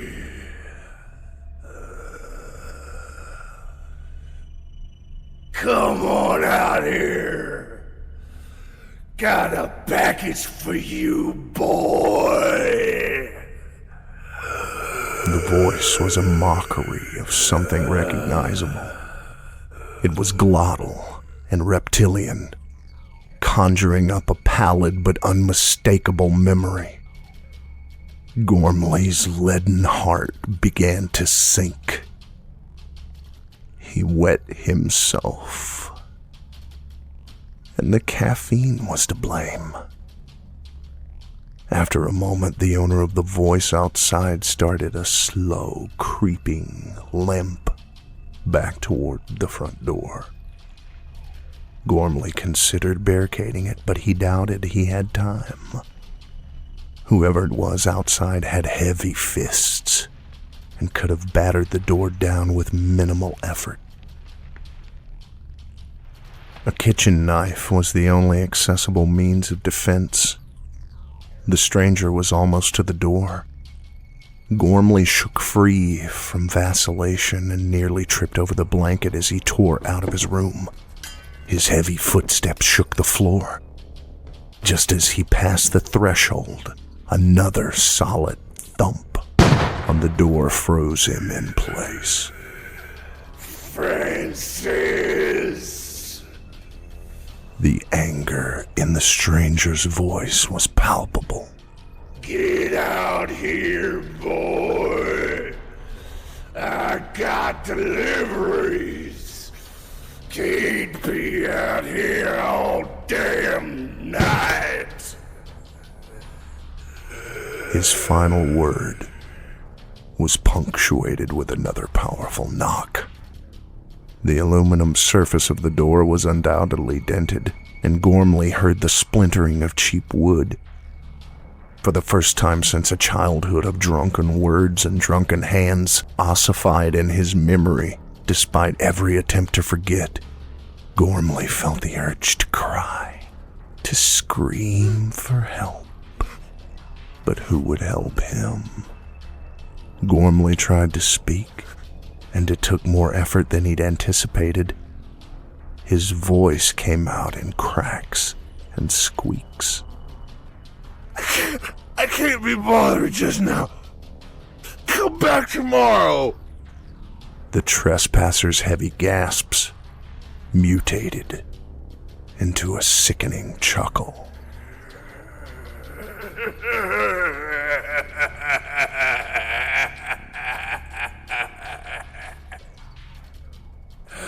Oh, I'll be back tomorrow. I'll be back tomorrow to be sure, boy.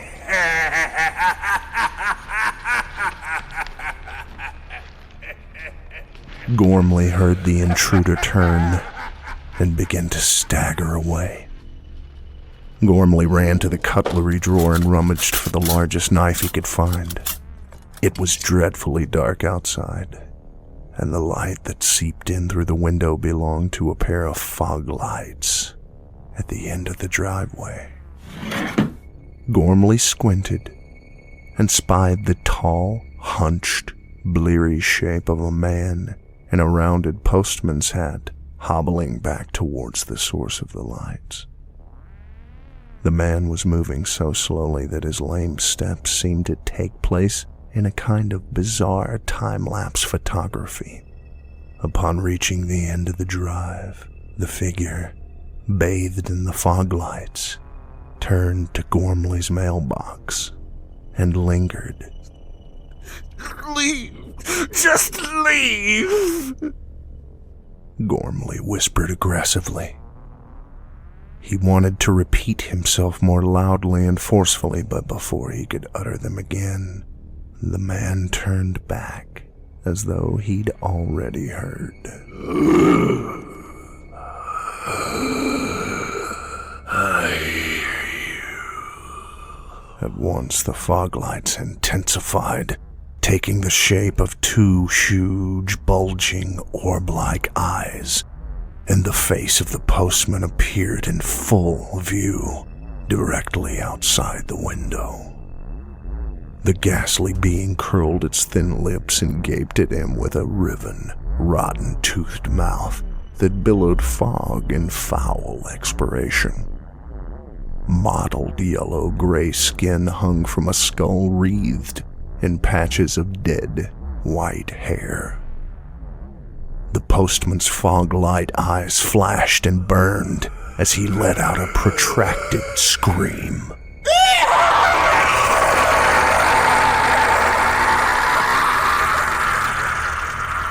Then, the moldy jaws clenched and he ground his jagged teeth together in a hateful, decayed grimace. At that moment, a blinding white sting hit Gormley directly in his eyes. He clutched at his face and fell away from the window, tumbling over the table and back first onto the linoleum floor. Gormley screamed.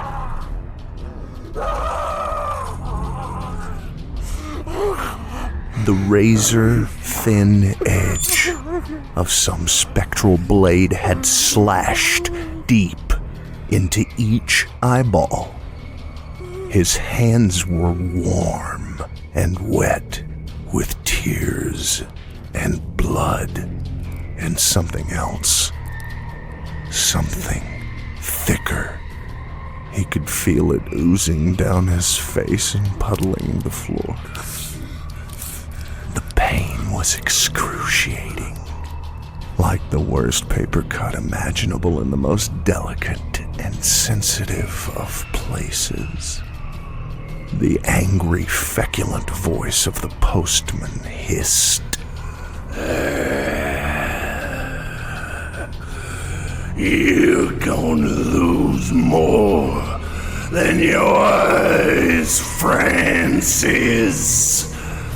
I'm coming tomorrow, and I'm gonna take your fat little fingers, and then I'll come the next night and take your tongue. I'll split it right down the middle, boy. And then there'll be no more bad words from you.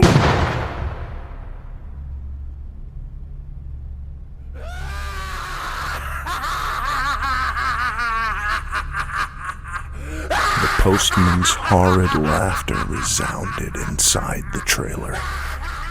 Gormley felt the stinking, humid breath on his face. It was a sickly, familiar mixture of soil, stale beer, and rotten fish. Then, suddenly, nothing. Silence for what felt like an eternity.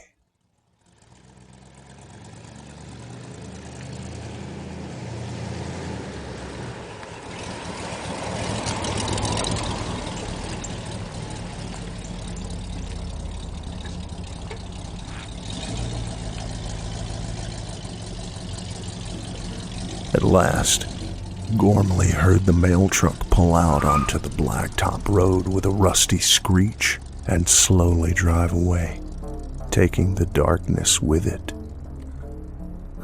Gormley heard the pleasant sounds of the day, the birds and the furry little animals busying themselves amongst the trees. But Gormley's nightmare remained. Fear overrode the pain in his lacerated eyes. The postman would come back. He was sure of it. And who knew how long the day would last? Time meant nothing now. Gormley had to get out. He had to find people. Perhaps prison wasn't such a bad option. Maybe they'd take pity on a blind man. At the very least, he wouldn't be alone. Gormley pulled himself to his feet and groped for the door. He had to put a shoulder to it to get it to open. And when it did, he tripped over a large object at his feet. He felt that it was a package, wrapped in paper. He was afraid to open it, but he shook it and could distinguish the unmistakable rustling of envelopes within. Then the faint sounds of laughing children surrounded him. Gormley's throat felt constricted and sour, and he wished he'd had a peppermint. He picked up the package and with great trepidation made his way to the blacktop road at the end of the drive. Gormley pointed himself toward town and wandered off blindly in the vaporous morning fog.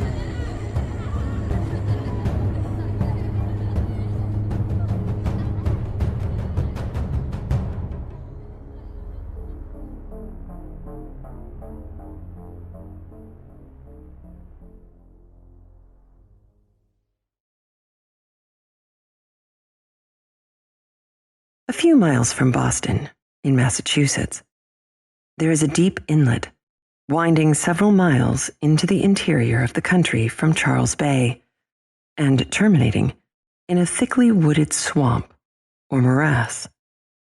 On one side of this inlet is a beautiful dark grove. On the opposite side, the land rises abruptly from the water's edge into a high ridge on which grow a few scattered oaks of great age and immense size. Under one of these gigantic trees, according to old stories, there was a great amount of treasure buried by Kidd the pirate.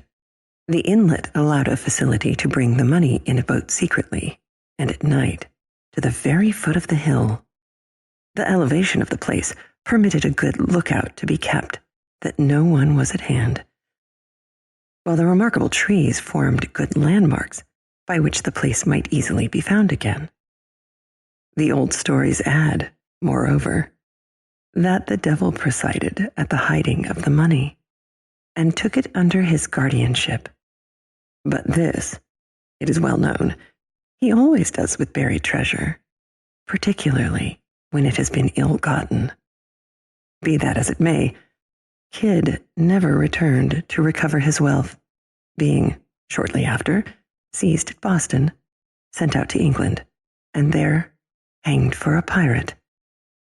The inlet allowed a facility to bring the money in a boat secretly, and at night, to the very foot of the hill. The elevation of the place permitted a good lookout to be kept that no one was at hand, while the remarkable trees formed good landmarks by which the place might easily be found again. The old stories add, moreover, that the devil presided at the hiding of the money and took it under his guardianship.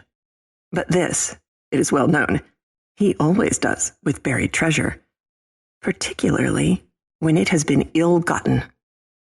Be that as it may, Kidd never returned to recover his wealth, being, shortly after seized in Boston, sent out to England and there hanged for a pirate. About the year 1727, just at the time that earthquakes were prevalent in New England and shook many tall sinners down upon their knees, there lived near this place a meager, miserly fellow, the name of Tom Walker. He had a wife as miserly as himself. They were so miserly that they even conspired to cheat each other. Whatever the woman could lay hands on, she hid away. A hen could not cackle, but she was on the alert to secure the new-laid egg. Her husband was continually prying about to detect her secret hoards, and many and fierce were the conflicts that took place about what ought to have been common property. They lived in a forlorn-looking house that stood alone and had an air of starvation. A few straggling savin trees, emblems of sterility, grew near it. No smoke ever curled from its chimney. No traveler stopped at its door. A miserable horse, whose ribs were as articulate as the bars of a gridiron, stalked about a field where a thin carpet of moss, scarcely covering the ragged beds of pudding stone, tantalized and balked his hunger. And sometimes he would lean his head over the fence, look piteously at the passers-by, and seem to petition deliverance from this land of famine. The house and its inmates had altogether a bad name. Tom's wife was a tall termagant, fierce of temper, loud of tongue, and strong of arm. Her voice was often heard in wordy warfare with her husband, and his face sometimes showed signs that their conflicts were not confined to words. No one ventured, however, to interfere between them. The lonely wayfarer shrank within himself at the horrid clamor and clapper-clawing, eyed the den of discord askance, and hurried on his way, rejoicing, if a bachelor, his celibacy. One day that Tom Walker had been to a distant part of the neighborhood, he took what he considered a shortcut homeward through the swamp. Like most shortcuts, it was an ill-chosen route. The swamp was thickly grown with great, gloomy pines and hemlocks, some of them 90 feet high, which made it dark at noonday and a retreat for the owls of the neighborhood. It was full of pits and quagmires, partly covered with weeds and mosses, where the green surface often betrayed the traveler into a gulf of black, smothering mud. There were also dark and stagnant pools, the abodes of the tadpole, the bullfrog, and the water snake, where the trunks of pines and hemlocks lay half drowned, half rotting, looking like alligators sleeping in the mire. Tom had long been picking his way cautiously through this treacherous forest, stepping from tuft to tuft of rushes and roots, which afforded precarious footholds among deep sloughs, or pacing carefully like a cat along the prostrate trunks of trees, startled now and then by the sudden screaming of the bittern or the quacking of a wild duck rising on the wing from some solitary pool. At length he arrived at a firm piece of ground which ran like a peninsula into the deep bosom of the swamp. It had been one of the strongholds of the Indians during their wars with the first colonists. Here they had thrown up a kind of fort, which they had looked upon as almost impregnable, and had used as a place of refuge for their squaws and children. Nothing remained of the old Indian fort but a few embankments, gradually sinking to the level of the surrounding earth, and already overgrown in part by oaks and other forest trees, the foliage of which formed a contrast to the dark pines and hemlocks of the swamps. It was late in the dusk of evening when Tom Walker reached the old fort, and he paused there a while to rest himself. Anyone but he would have felt unwilling to linger in this lonely, melancholy place, for the common people had a bad opinion of it, from the stories handed down from the times of the Indian Wars, when it was asserted that the savages held incantations here and made sacrifices to the evil spirit. Tom Walker, however, was not a man to be troubled with any fears of the kind. He reposed himself for some time on the trunk of a fallen hemlock, listening to the boding cry of the tree-toad, and delving with his walking staff into a mound of black mold at his feet. As he turned up the soil unconsciously, his staff struck against something hard. He raked it out of the vegetable mold, and lo, a cloven skull, with an Indian tomahawk buried deep in it, lay before him. The rust on the weapon showed the time that had elapsed since this death blow had been given. It was a dreary memento of the fierce struggle that had taken place in this last foothold of the Indian warriors. "Huh," said Tom Walker, as he gave it a kick to shake the dirt from it. "Let that skull alone," said a gruff voice. Tom lifted up his eyes and beheld a great black man seated directly opposite him on the stump of a tree. He was exceedingly surprised, having neither heard nor seen anyone approach, and he was still more perplexed on observing, as well as the gathering gloom would permit, that the stranger was neither Negro nor Indian. It is true that he was dressed in a rude Indian garb, and he had a red belt or sash swathed around his body, but his face was neither black nor copper color, but swarthy and dingy, begrimed with soot, as if he had been accustomed to toil among fires and forges. He had a shock of coarse black hair that stood out from his head in all directions, and bore an axe on his shoulder. He scowled for a moment at Tom with a pair of great red eyes. "What are you doing on my grounds?" said the black man with a hoarse, growling voice. "Your grounds," said Tom with a sneer. "No more your grounds than mine. They belong to Deacon Peabody." "Deacon Peabody be damned," said the stranger. "As I flatter myself he will be if he does not look more to his own sins and less to those of his neighbors. Look yonder, and see how Deacon Peabody is faring." Tom looked in the direction that the stranger pointed, and beheld one of the great trees, fair and flourishing without, but rotten at the core, and saw that it had been nearly hewn through, so that the first high wind was likely to blow it down. On the bark of the tree was scored the name of Deacon Peabody, an eminent man who had waxed wealthy by driving shrewd bargains with the Indians. He now looked around and found most of the tall trees marked with the name of some great man of the colony, and all more or less scored by the axe. The one on which he had been seated, and which had evidently just been hewn down, bore the name of Crowninshield, and he recollected a mighty rich man of that name, who made a vulgar display of his wealth, which, it was whispered, he had acquired by buccaneering. "He's just ready for burning," said the black man with a growl of triumph. "You see, I am likely to have a good stock of firewood for winter." "But what right have you," said Tom, "to cut down Deacon Peabody's timber?" "The right of a prior claim," said the other. "This woodland belonged to me long before one of your white-faced race put foot upon the soil." "And pray, who are you, if I may be so bold?" said Tom. "Oh, I go by various names. I'm the wild huntsman in some countries, the black miner in others.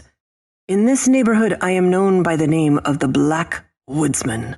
I am he to whom the red men consecrated this spot, and in honor of whom they now and then roasted a white man by way of a sweet-smelling sacrifice. Since the red men have been exterminated by you white savages, I amuse myself by presiding at the persecutions of Quakers and Anabaptists. I am the great patron and prompter of slave dealers and the grand master of the Salem witches." "The upshot of all which is that, if I mistake not," said Tom sturdily, "you are he commonly called Old Scratch?" "The same, at your service," replied the black man with a half-civil nod. Such was the opening of this interview, according to the old story, though it has almost too familiar an air to be credited. One would think that to meet with such a singular personage in the wild, lonely place would have shaken any man's nerves. But Tom was a hard-minded fellow, not easily daunted, and he had lived so long with the termagant wife that he did not even fear the devil. It is said that after this commencement, they had a long and earnest conversation together as Tom returned homeward. The black man told him of great sums of money buried by Kidd, the pirate, under the oak trees on the high ridge not far from the morass. All these were under his command, and protected by his power, so that none could find them but such as propitiated his favor. These he offered to place within Tom Walker's reach, having conceived an especial kindness for him, but they were to be had only on certain conditions. What these conditions were may be easily surmised, though Tom never disclosed them publicly. They must have been very hard, for he required time to think of them, and he was not a man to stick at trifles when money was in view. When they reached the edge of the swamp, the stranger paused. "What proof have I that all you have been telling me is true?" said Tom. "There's my signature," said the black man, pressing his finger on Tom's forehead. So saying, he turned off among the thickets of the swamp and seemed, as Tom said, to go down, down, down into the earth until nothing but his head and shoulders could be seen, and so on, until he totally disappeared.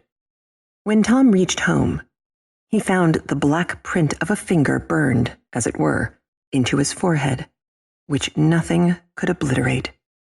The first news his wife had to tell him was the sudden death of Absalom Crowninshield, the rich buccaneer. It was announced in the papers, with the usual flourish, that a great man had fallen in Israel. Tom recollected the tree which his black friend had just hewn down and which was ready for burning. "Let the freebooter roast," said Tom. "Who cares?" He now felt convinced that all he had heard and seen was no illusion. He was not prone to let his wife into his confidence, but as this was an uneasy secret, he willingly shared it with her. All her avarice was awakened at the mention of hidden gold, and she urged her husband to comply with the black man's terms and secure what would make them wealthy for life. However, Tom might have felt disposed to sell himself to the devil. He was determined not to do so to oblige his wife, so he flatly refused, out of the mere spirit of contradiction. Many and bitter were the quarrels they had on the subject, but the more she talked, the more resolute was Tom not to be damned to please her. At length, she determined to drive the bargain on her own account, and if she succeeded, to keep all the gain to herself.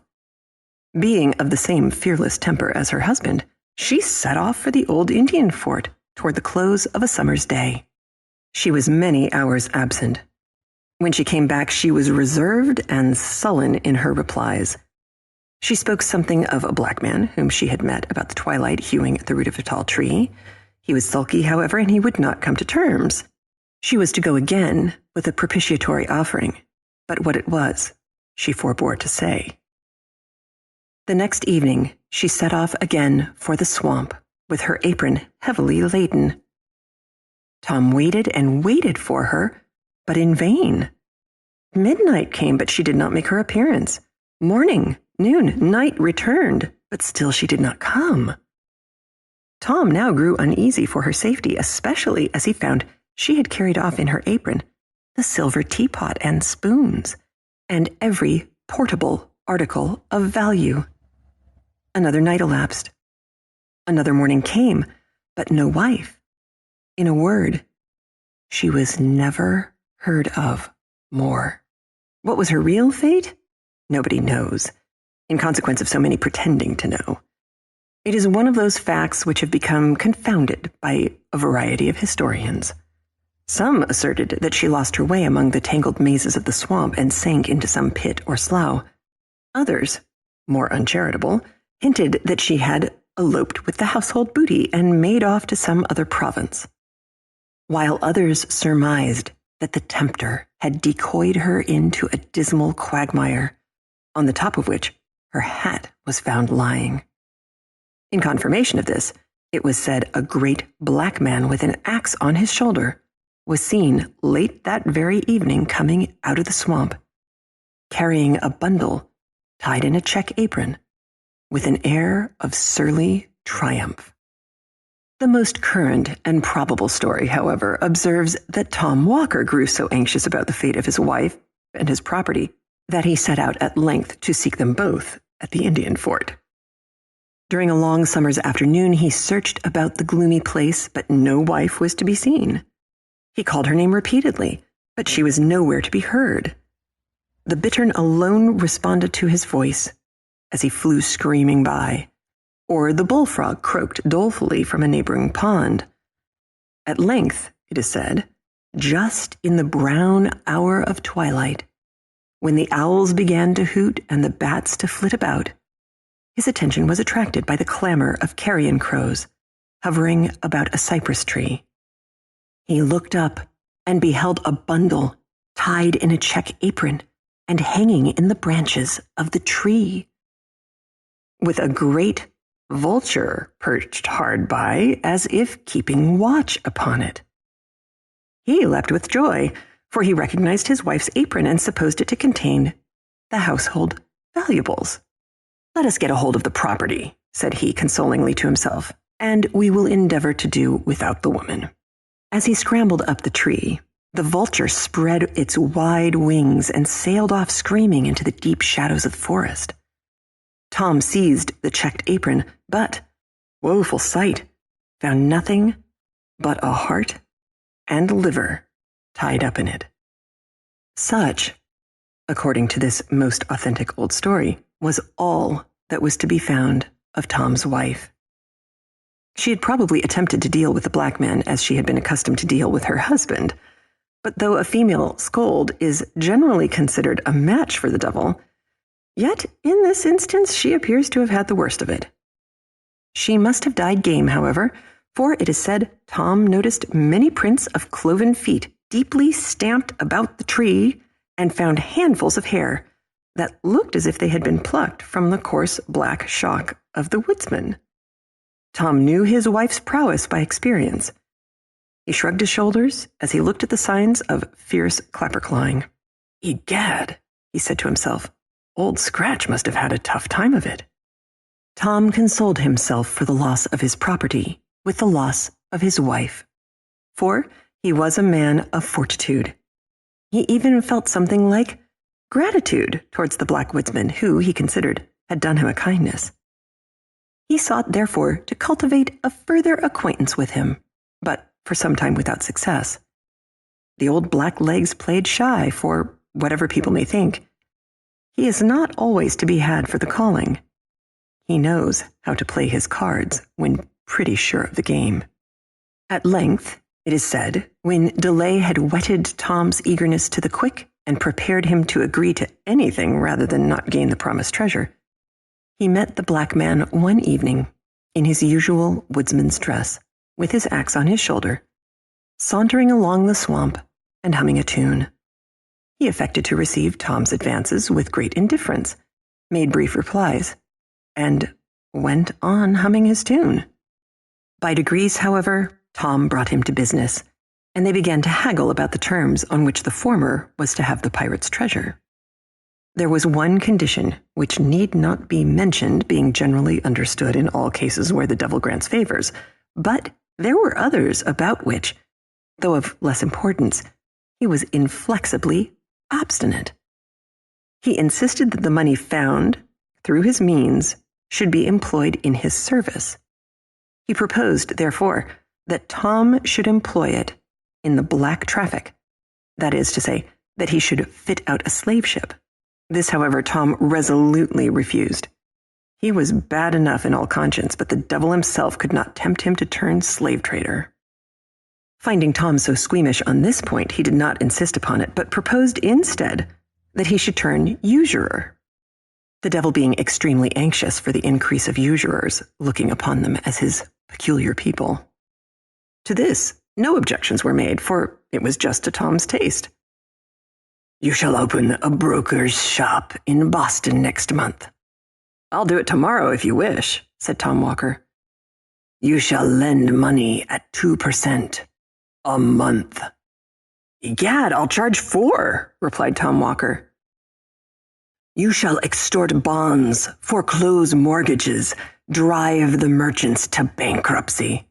"I'll drive them to the devil," cried Tom Walker. "You are the usurer for my money," said Blacklegs with delight. "When will you want the rhino?" "This very night." "Done," said the devil. "Done," said Tom Walker. So they shook hands and struck a bargain. A few days' time saw Tom Walker seated behind his desk in a counting house in Boston. His reputation for a ready-moneyed man, who would lend money out for a good consideration, soon spread abroad. Everybody remembers the time of Governor Belcher, when money was particularly scarce. It was a time of paper credit. The country had been deluged with government bills. The famous land bank had been established.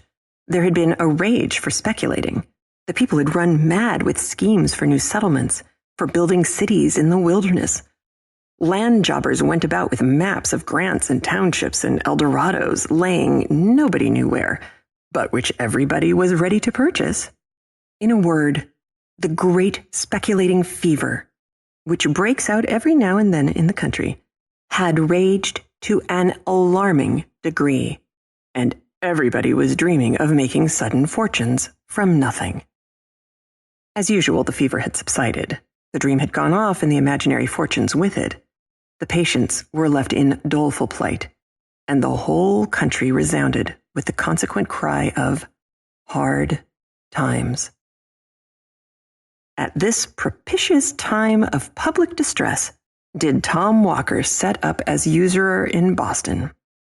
His door was soon thronged by customers, the needy and adventurous, the gambling speculator, the dreaming land jobber, the thriftless tradesman, the merchant with cracked credit, In short, everyone driven to raise money by desperate means and desperate sacrifices hurried to Tom Walker. Thus, Tom was the universal friend to the needy and acted like a friend in need. That is to say, he was always exacted good pay and security. In proportion to the distress of the applicant was the hardness of his terms. He accumulated bonds and mortgages, gradually squeezed his customers closer and closer, and sent them, at length, dry as a sponge, from his door. In this way he made money hand over hand, became a rich and mighty man, and exalted his cocked hat upon change. He built himself, as usual, a vast house out of ostentation, but left the greater part of it unfinished and unfurnished out of parsimony. He even set up a carriage in the fullness of his vainglory, though he nearly starved the horses which drew it. And, as the ungreased wheels groaned and screeched on the axle-trees, you would have thought you heard the souls of the poor debtors he was squeezing. As Tom waxed old, however, he grew thoughtful. Having secured the good things of this world, he began to feel anxious about those of the next. He thought with regret of the bargain he had made with his black friend, and set his wits to work to cheat him out of the conditions. He became, therefore, all of a sudden, a violent churchgoer. He prayed loudly and strenuously, as if heaven were to be taken by force of lungs. Indeed, one might always tell when he had sinned most during the week by the clamor of his Sunday devotion. The quiet Christians, who had been modestly and steadfastly traveling Zionward, were struck with self-reproach at seeing themselves so suddenly outstripped in their career by this new-made convert. Tom was as rigid in religious as in money matters. He was a stern supervisor and censurer of his neighbors, and seemed to think every sin entered up to their account became a credit on his own side of the page. He even talked of the expediency of reviving the persecution of Quakers and Anabaptists. In a word, Tom's zeal became as notorious as his riches. Still, in spite of all this strenuous attention to forms, Tom had a lurking dread that the devil, after all, would have his due. That he might not be taken unawares, therefore, it is said he always carried a small Bible in his coat pocket. He also had a great folio Bible on his counting-house desk, and would frequently be found reading it when people called on business. On such occasions, he would lay his green spectacles in the book to mark the place, while he turned round to drive some usurious bargain. Some say that Tom grew a little crack-brained in his old days, and that, fancying his end approaching, he had his horse new shod, saddled, and bridled, and buried with his feet uppermost, because he supposed that, at the last day, the world would be turned upside down, in which case he should find his horse standing, ready for mounting, and he was determined at the worst to give his old friend a run for it. This, however, is probably a mere old wives' fable. If he really did take such a precaution, it was totally superfluous, at least, so says the authentic old legend, which closes his story in the following manner. One hot summer afternoon in the dog days, just as a terrible black thunder gust was coming up, Tom sat in his counting house in his white linen cap and India silk morning gown. He was on the point of foreclosing a mortgage by which he would complete the ruin of an unlucky land speculator for whom he had professed the greatest friendship. The poor land jobber begged him to grant a few months' indulgence. Tom had grown testy and irritated and refused another delay. "My family will be ruined and brought upon the parish," said the land jobber. "Charity begins at home," replied Tom. "I must take care of myself in these hard times." "You have made so much money out of me," said the speculator. Tom lost his patience and his piety. "The devil take me if I have made a farthing," said he. Just then, there were 3 loud knocks at the street door. He stepped out to see who was there. A black man was holding a black horse, which neighed and stamped with impatience. "Tom, you're come for," said the black fellow gruffly. Tom shrank back, but too late. He had left his little Bible at the bottom of his coat pocket, and his big Bible on the desk buried under the mortgage he was about to foreclose. Never was a sinner taken more unawares. The black man whisked him like a child into the saddle, gave the horse the lash, and away he galloped, with Tom on his back, in the midst of the thunderstorm. The clerks stuck their pens behind their ears and stared after him from the windows. Away went Tom Walker, dashing down the streets, his white cap bobbing up and down, his morning gown fluttering in the wind, and his steed striking fire out of the pavement at every bound. When the clerks turned to look for the black man, he had disappeared. Tom Walker never returned to foreclose the mortgage. A countryman who lived on the border of the swamp reported that in the height of the thundergust, he had heard a great clattering of hoofs and a howling along the road, and running to the window, caught sight of a figure, such as I have described, on a horse that galloped like mad across the fields, over the hills, and down into the black hemlock swamp toward the old Indian fort. And that shortly after, a thunderbolt falling in that direction seemed to set the whole forest in a blaze. The good people of Boston shook their heads and shrugged their shoulders, but had been so much accustomed to witches and goblins and tricks of the devil in all kinds of shapes from the first settlement of the colony that they were not so much horror-struck as might have been expected. Trustees were appointed to take charge of Tom's effects. There was nothing, however, to administer upon. On searching his coffers, all his bonds and mortgages were reduced to cinders. In place of gold and silver, his iron chest was filled with chips and shavings. 2 skeletons lay in his stable instead of his half-starved horses, and the very next day, his great house took fire and was burned to the ground. Such was the end of Tom Walker and his ill-gotten wealth. Let all griping money brokers lay this story to heart. The truth of it is not to be doubted. The very hole under the oak trees, whence he dug kids' money, is to be seen to this day, and the neighboring swamp and old Indian fort are often haunted in stormy nights by a figure on horseback, in a morning gown and white cap, which is doubtless the troubled spirit of the usurer.